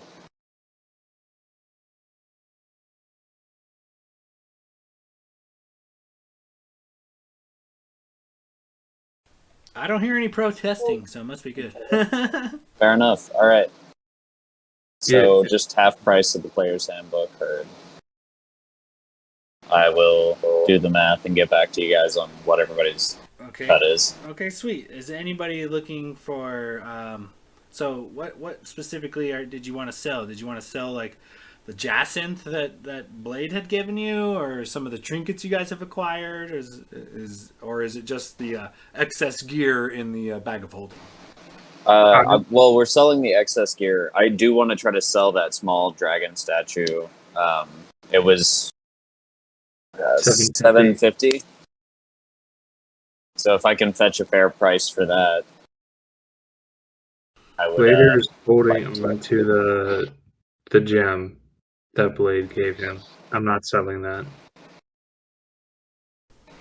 It will be easy enough to get what the statue's worth out of it without any like persuasion checks or anything. Renwick, you could easily cash that statue in for $750. Thanks, sir.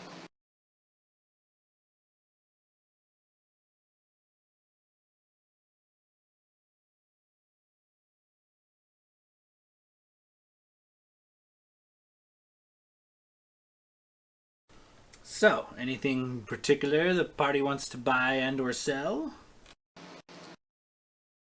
I'm interested in magic items or potentially like a +1 studded leather or +1 light armor of some sort, or a ring or cloak of protection. We also need to swing by the smithy anyway to sell the masterwork scimitars. So, however that works out, for the sake of brevity. So the Masterwork Scimitars will be worth 3 times the rate in the player's handbook, but they will still only give you half price for them. Do you guys want to hold on to those or sell them at half price? I What don't was see it? the point of holding on to them too much. I mean, gold is gold. Yeah, I would just sell them. Fair enough. Do you have the cost, Sean? I can find out real quick for you. Look in this PHB real quick. While I'm looking this up, has anybody else got any business to do? Glader would like to look for any sort of spell scrolls or unique potions. Not necessarily potions of healing, because I'm kind of stocked up on those, but just kind of different sort of potions. So Renwick, those are worth 75 gold a piece, but he'll only give you half. So it'll be, we'll call it, we'll round up on it. So we'll call it 35 would be half of 70. So we'll call it 38 gold a piece for the scimitars. And Gladier, go ahead and roll me an investigation check as you kind of peruse the market. Investigation check would be. That's a +3. I'll take that. God fucking damn it. It's a 7.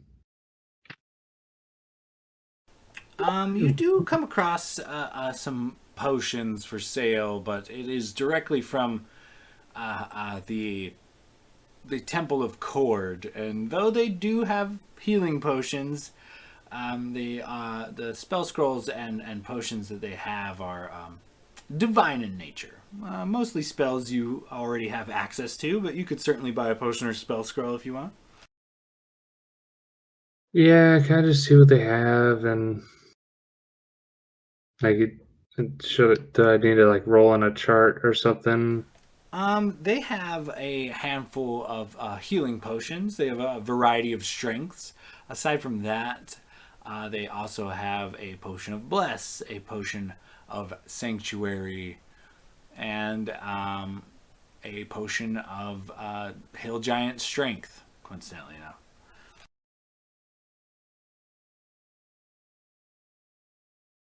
How much is this potion of hill giant strength?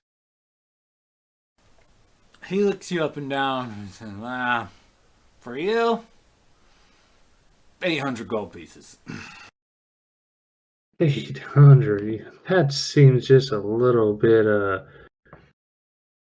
hefty there. The white dragonborn behind the counter kind of looks at you and, you ain't from here, huh? Yet no, I'm what you would call a visitor, tourist, or something of the sort. All right, well, 900 gold pieces. 900. Oh, you guys are trying to have a hefty bargain. All right, how about this?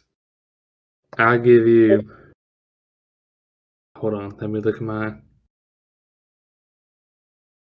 inventory really quick. Sorry. Time freeze. Pause.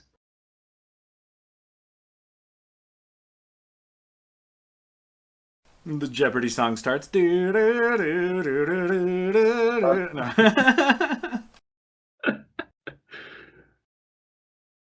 I take out this fucking stupid, but I take out the piece of obsidian I found that's worth 10 GP. And God, I don't have shit that's worth anything that I want to give away.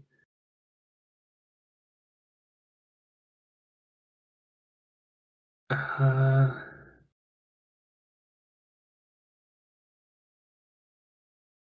all right. Well, I got this nice little stone right here, and I might not be a local, but you're not gonna sell me for twice what this potion is worth. So why don't you cut that down in half? 450 for the potion, and I hand you this obsidian. Go ahead and give me a persuasion check.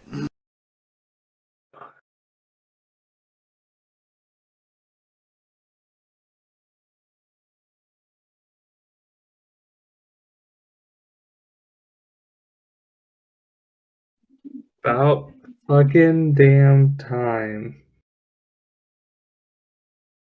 It's 18 on the die plus 6. So that's a 24 persuasion.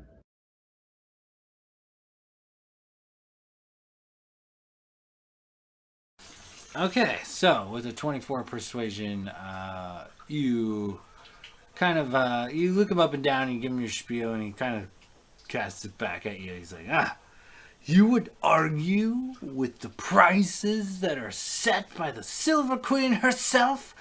I like you. Yeah, deal. Throw in that stone, 450.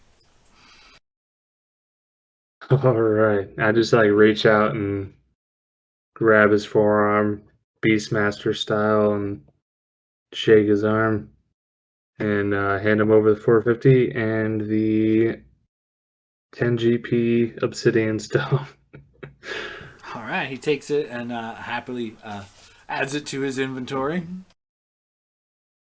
All right, so that was a potion of giant strength, hill giant, correct? Hill giant strength, correct. Hill giant strength. All right, and that's all Glader is looking for, and then he is going to move on and start looking for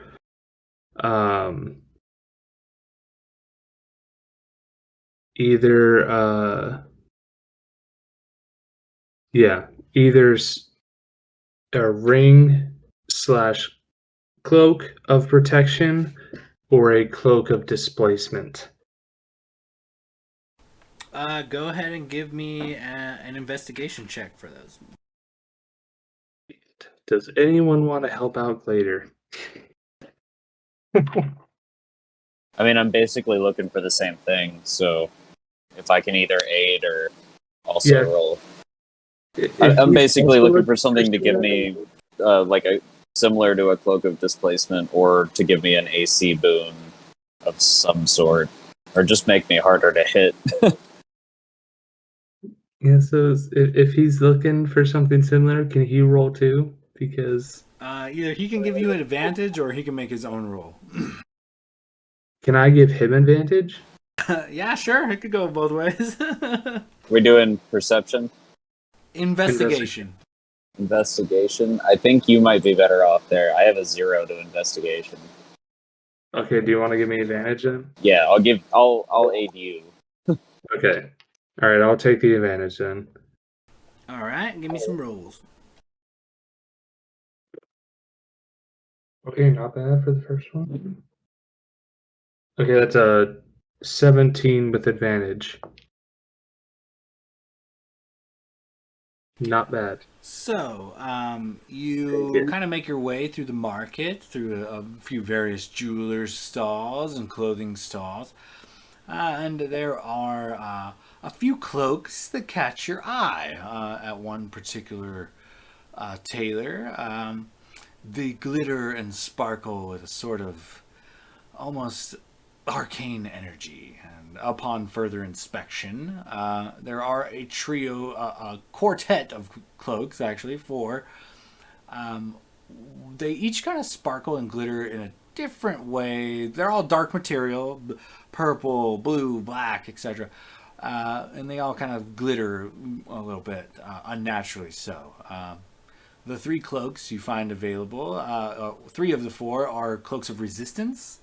One to bludgeoning, one to piercing, one to slashing. So somebody wearing the cloak at that time would gain resistance to that type of damage. And you do manage to find a cloak of displacement at this stall. Just one? Just one. All right, Renwick. I mean, they only have one cloak of displacement. Like, I know you're pretty sneaky, but Blade's pretty good at keeping us up and fighting. Should we get this for him, or? What sort of price point are we talking? I'll look over at the vendor. The white dragonborn vendor holds up 2 fingers. Two gold? That's it?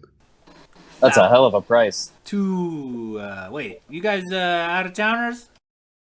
No. Do you see me? I'm a white dragonborn. I'm born and raised here. Yeah, I grew up on the lake. You kind of eyeball you guys. All right, 1,000 gold and it's yours. All right. Shit. I kind of pull Renwick back a little bit. Renwick, I only have about 650 gold, but Blade gave me this 5,000. I mean, this jewel that's worth 5,000 gold. I don't want to give that to him, and he might shortball us. I'm not sure if he'll take it. Should we front the GP, front the gold, and then try and sell this? Or I'm not sure how to handle this. What do you think is the best course of action? I tell you what, he'll put the gold down on the counter, and he'll say, "I'll take that cloak of displacement off your hands." And he'll look back at Gladiator, and they'll say, "We'll figure out who's going to wear it later, but that's a hell of a price for something that's going to be pretty useful in the future. So we'll figure it out, but we'll definitely take it." All right, fair enough. And how much are your cloaks? The other 3 cloaks, respectively. Yeah, what else does he have here? I'm very curious in that. The 3 other cloaks that he has on display, strangely enough, don't have a price tag, and he kind of eyes you guys up and down as you ask. 1,200 apiece. Well, what do? What kind of cloaks are they? Well, they make you, they give you a little resistance to, they're good fighting cloaks. So we had them shipped in from the Wormhearth University not that long ago. You want to take a little less stabby, smashy, you buy one of these cloaks. You know what I mean?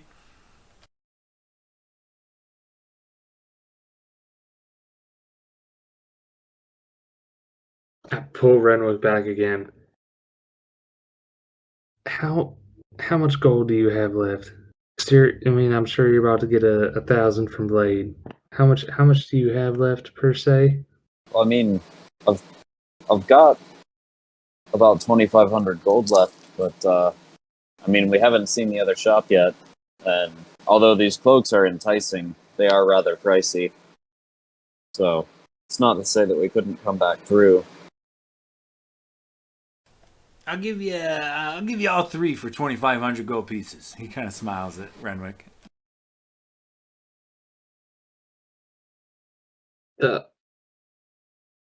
That's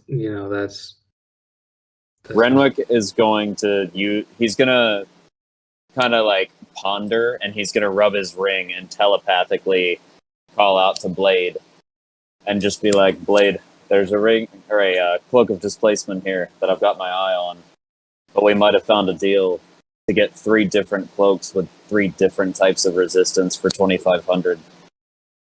So, do you want me to try to strike a deal, and we can use that gem that you sent Gladier with? We could. I'll front the money for that, and if we sell your gem, we can recoup the gold that I'll front. So that's for the 3 cloaks. Like, is that including yours? So I already paid for the cloak of displacement. I will front 2,500 gold to get 3 cloaks that each have a different type of resistance. If we can figure out some way to give me that money back, because I'm basically buying 3 cloaks for different people that are going to use them. So whoever ends up buying them off of me, I'll front the money. That's fine by me. But having resistance to piercing, slashing, and bludgeoning throughout the party is probably going to come in handy. That's a pretty solid deal.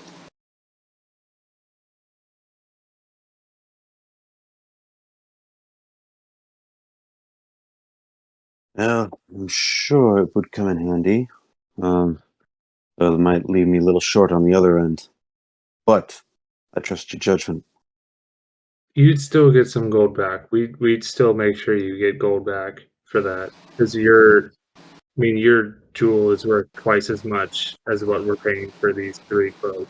Yeah, we're basically looking to just liquidate your jewel so that we have the cash as opposed to the gem.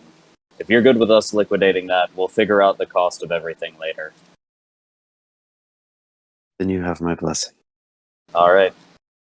Well, in that case, Renwick will turn over the other 2,500 gold. We'll take all 4 cloaks and walk out of the building like pretty women. Nice. Okay, yeah, you guys make your way out of the market with some fancy new cloaks. Displacement cloak and the cloak of resistance. All of them do require attunement, just so you're aware. All right.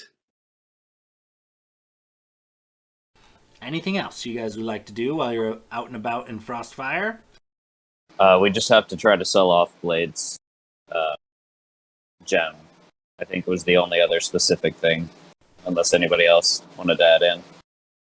It's easily done, and they'll give you a fair price for it. You can cash it in for a 500 platinum or 5,000 gold. Your call.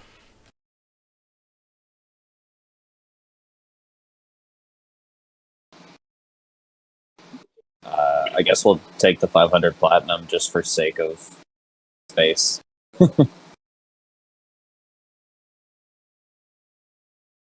Chris is just going to look for like a shield of +1 or +2 or a weapon.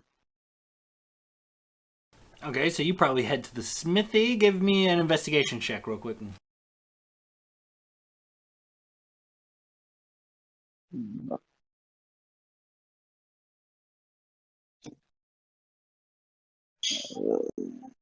15 + 3, 18. As you're perusing through a few things here and there, you do come across nothing particularly magical, but there is some masterwork quality armors and weapons. Is there anything specific you're looking for? No, I was just seeing if there was anything to replace what I currently have. There is like a +1 Morning Star, but it is masterwork. It's not magic, so it would be +1 damage. My packed weapon is already a +1, so it wouldn't do anything. All right. Aside from that, there are some masterwork quality shields, roughly 3 times the value of your standard shield. Would it be more than a +2 to my AC holding one of those shields?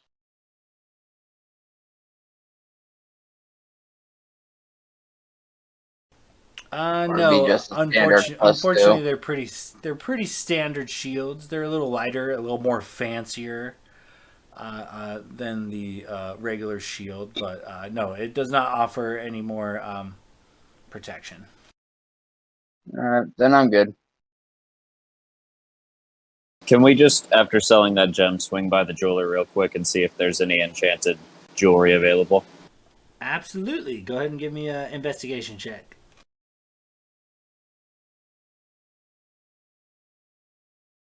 That's a 14, but if Gladiator is tagging along, are we both checking out the wares? Or did you go off somewhere else, bud? No, I'd stick with you. I'd be checking out as well if I can. Yeah, roll go separate ahead. check. Give me an investigation check as well. Yeah, Locris would have met up with you after the smithy. That's not good at all. No, it's a 5. I got my 2 good rolls in, and that's it apparently. Locris, did you need anything from the jeweler? Well, I was going to see if they had any special jewelry that, or if they could enchant a brooch, perhaps with a make it a brooch of protection or something like that. The white dragonborn kind of behind the counter. She could potentially maybe help you out with something if you were to commission it, but it doesn't seem like it would be something that happened swiftly.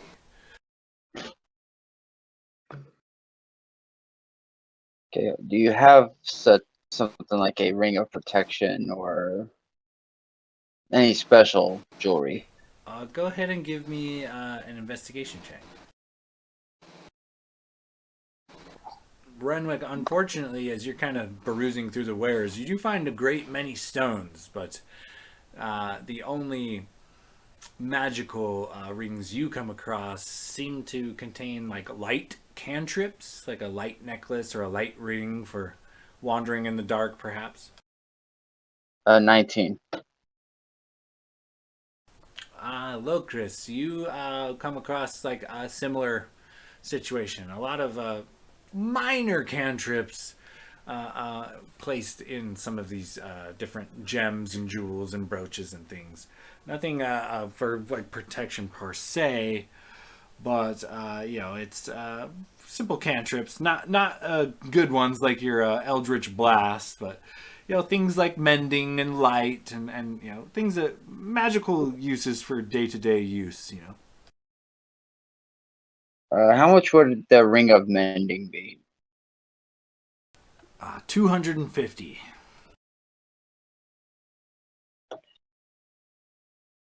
That's a little steep. How about 200? Give me a persuasion check.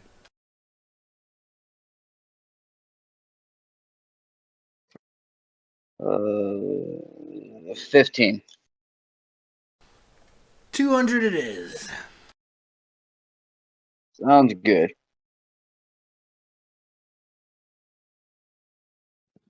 Never know when you might need it.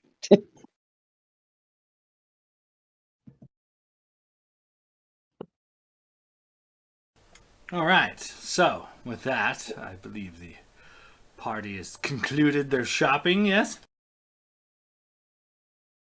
I'm good. All right. So, you guys make your way back to the White Rabbit Inn, where Blade is sitting, kind of watching the crowd. As the day kind of presses on, a bunch of people kind of come and go. Some just for a meal, and others are kind of hanging around drinking ale. You notice, not only are people coming and going, but also there are slaves as well. It's a common counterpart here in this culture, and Valinor and Scruff are staying to their room. Mostly probably because Valinor's girdle magic has worn off for the day.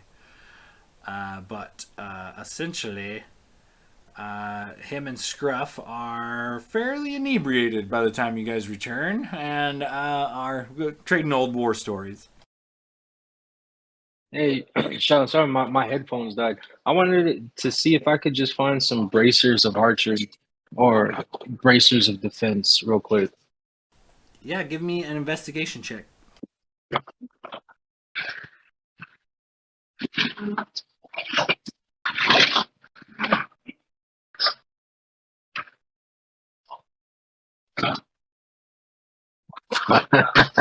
A 4.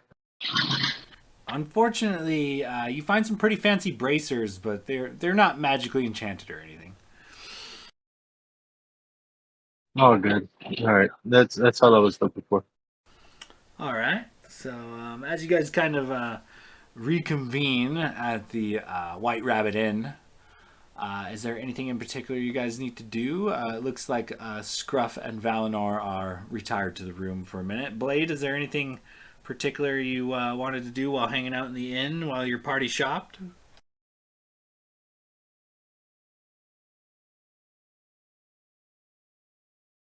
No, not really. Again, just probably just chilling out in the area. I don't know if the other if that Bard had left already, but I assume they probably moved on. But no, just kind of just taking in the scenery and just kind of feeling down. Feeling kind of bummed out about it. Yeah, you noticed that the boy, the human slave, was not treated very well. He served his patrons, and they kicked him about and smacked him around a little bit. And then after their meals and ales, they did leave him in tow. But yeah, it seems to be pretty commonplace amongst this area, and yeah, there's not a whole lot of bardic inspiration flowing around. It's mostly gossip and the clanking of ales and the forks and knives hitting plates and things.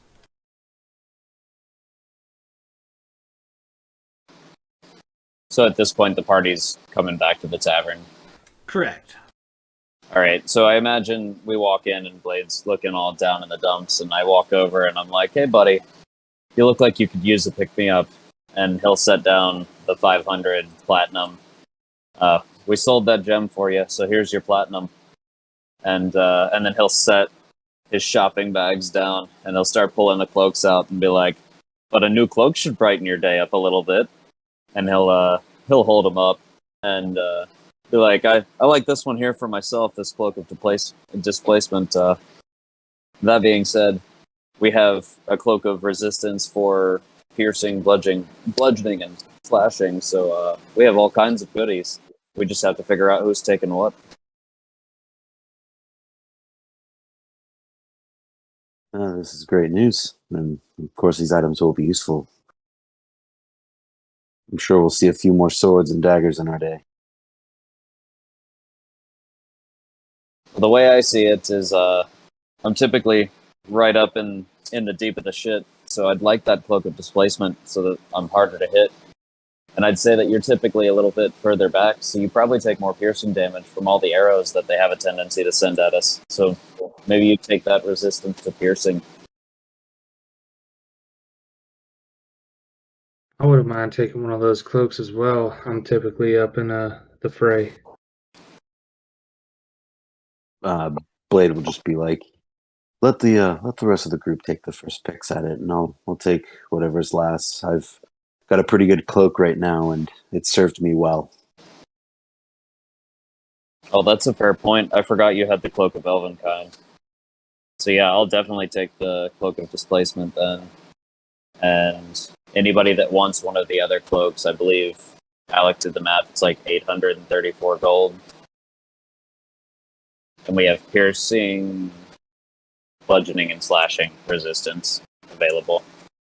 Do these cloaks require attunement? Yes, they do. So it's just one of each. It's not like a. Correct. It's one of each resistance. So each cloak will protect slashing, one piercing, one bludgeoning. Can you imagine a cloak that just made you a barbarian, basically? Yeah. That's what I was hoping for.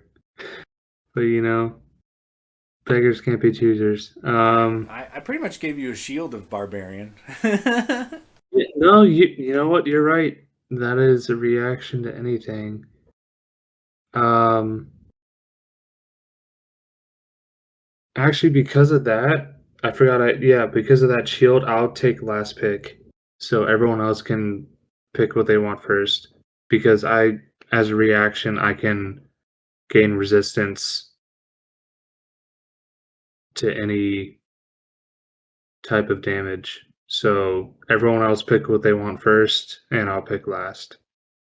Logos will say, I'm good for now. I mean, I'm usually not up in the front of the fights anyways. Y'all go ahead and pick from the cloaks. Lopers, you want piercing, slashing, or bludgeoning? Well, can't seem to unattune from this dagger, and I think having the savage attacker feat at this time would be a little bit more important than one of those damages, since I'm already hard enough to hit. So I don't think I need one of those cloaks at this time. Well, Blade, do you want to piercing, slashing, or bludgeoning? Uh, Renwick made a good point about piercing because you're normally a little further back, so you might get shot at more than anything. Yeah, you make a good point. They do like to shoot at the half elf, especially the one that's playing an instrument. I'll take the cloak of piercing. You're gonna Alright. double cloak up?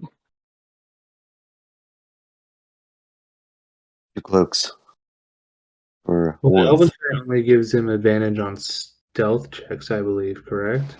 Yeah, Correct. in theory, he could use it when he's like around towns, but when we go out or head into battle, if he does it at the right time, he could just switch and reattune. Yeah. Alright, Just picturing how funny it'd be just someone walking around with just two cloaks on. Switch the hoods out for whatever you need. I'll take. I feel like slashing or bludgeoning. I'll take slashing. I'll take the cloak of slashing resistance. All right, gentlemen, that'll be 834 gold apiece. That's with the vendor's discount. So, funny thing, I'm gonna have to write an IOU. Oh, are you now? I have 646 gold and 14 silver. So I owe you roughly 200 gold. Tell you But what, just give me the 600 gold. We'll call it even, and you just do your best to keep me alive. fair enough.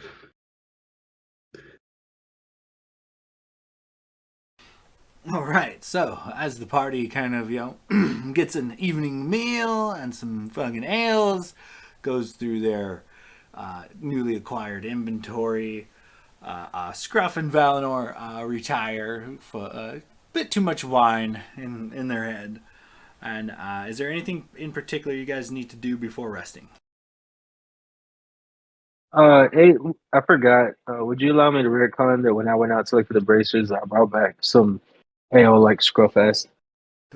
Oh, for sure. There's several inns and taverns you could have brought back a different flavor of ale. It'll cost you, we'll say 5 gold pieces for a little mini cask.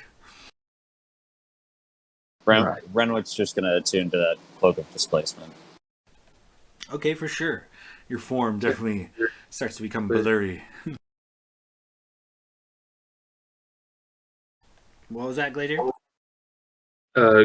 Glader's gonna take the time to attune to the cloak of resistance, slashing. Okay, yeah, for sure. You guys take some time as the evening winds down, and you guys kind of find yourselves in Valinor's private suite. Locris will use the Ring of Mending to fix up his shoes, replace any holes that he's gotten from stab wounds, and all that stuff. Okay, yeah, for sure. The Ring of Mending allows you to cast the cantrip from the ring pretty much at will. So you now have the mending cantrip as long as the ring is worn. And yeah, you go about repairing your goods and things. So, as the night comes to a close and the moon and stars are high in the sky, before the sun rises, as you guys are kind of got in a little bit of rest, Valinor shakes you all awake, one at a time. Hey, get your shit, get ready. We have quite the journey ahead. And he rallies you all and leads you all rather quietly down the steps of the inn and out the door. He early in the morning, there's not a lot of traffic. The innkeep no one really witnessed you guys leave. He checks both ways upon exiting the inn, and then slowly begins to follow the road that leads out of town, and the party in tow. So the travel is grueling. It is not easy. The icy road is barren of all vegetation. You're not sure how anything lives in this barren, frozen tundra as you guys leave the town and begin hiking up this mountain. And after a day of travel, a small camp is set up, and the party rests and catches their breath and whatnot, and a few tents are provided to stop the chilling and biting wind, as your heavy cloaks and things do the trick for the most part. But when the sun goes down, night is a whole nother game in the Arctic landscape.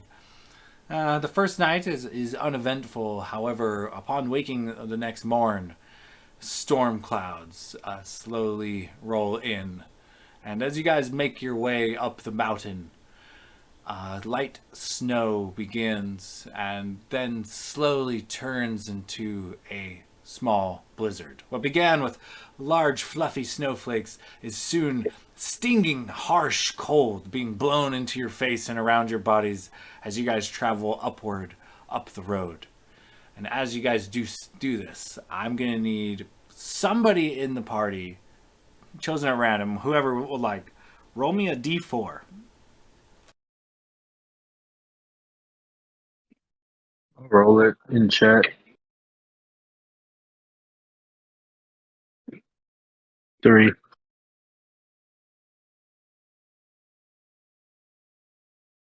Okay, and with that, go ahead and give me a perception check as well.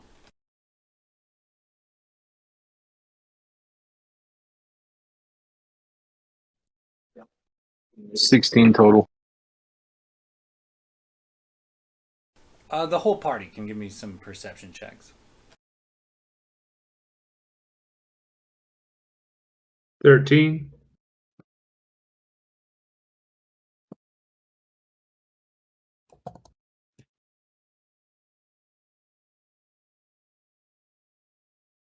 16. 91.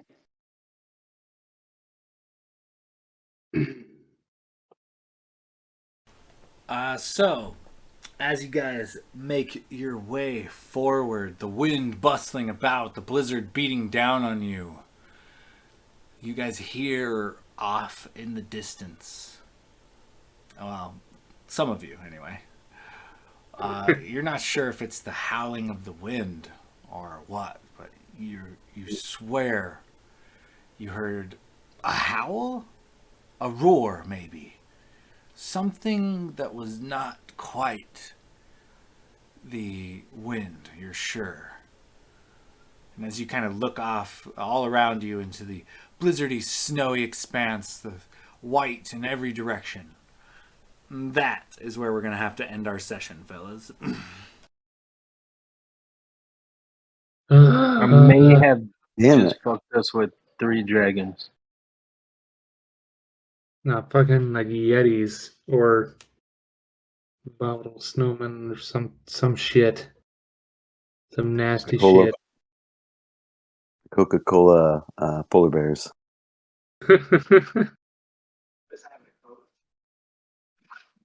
Oh yeah, Hey, the nice ones for sure. would Valinor have gotten like a little coat from my hawk? Probably not. You'll have to stash her within your own cloak to use your body heat to keep her warm and whatnot. Also, That's birds even are pretty cuter. hawks are actually pretty resilient. They seem to do just fine in the winters up in my neck of the woods, and it's pretty fucking cold all the time here. So Yeah, there Yeah, the used to Hawks in Maine don't give a shit. It just dropped like 2 or 3 feet of snow over the last couple of days, and the Hawks are just out looking for whatever's jumping up out of the snow. It's fucking hilarious. for sure. man, what the fuck are we about to run into? Well, I would have told you, but you guys all rolled shitty perception check. It wasn't even your guys' fault. I rolled excellent against your perception check. We'll say that. Right there, I five decks. couldn't use my passive because that was higher than my actual roll. Not quite, sorry. Well, as always, fellas, it was a pleasure. We'll have to keep in touch on the channels, and we'll do this again next week, yeah? Sounds good, fellas. See y'all. Hell yeah. Take it easy, guys. Take All it right, easy, catch guys. you later. Night, Good y'all.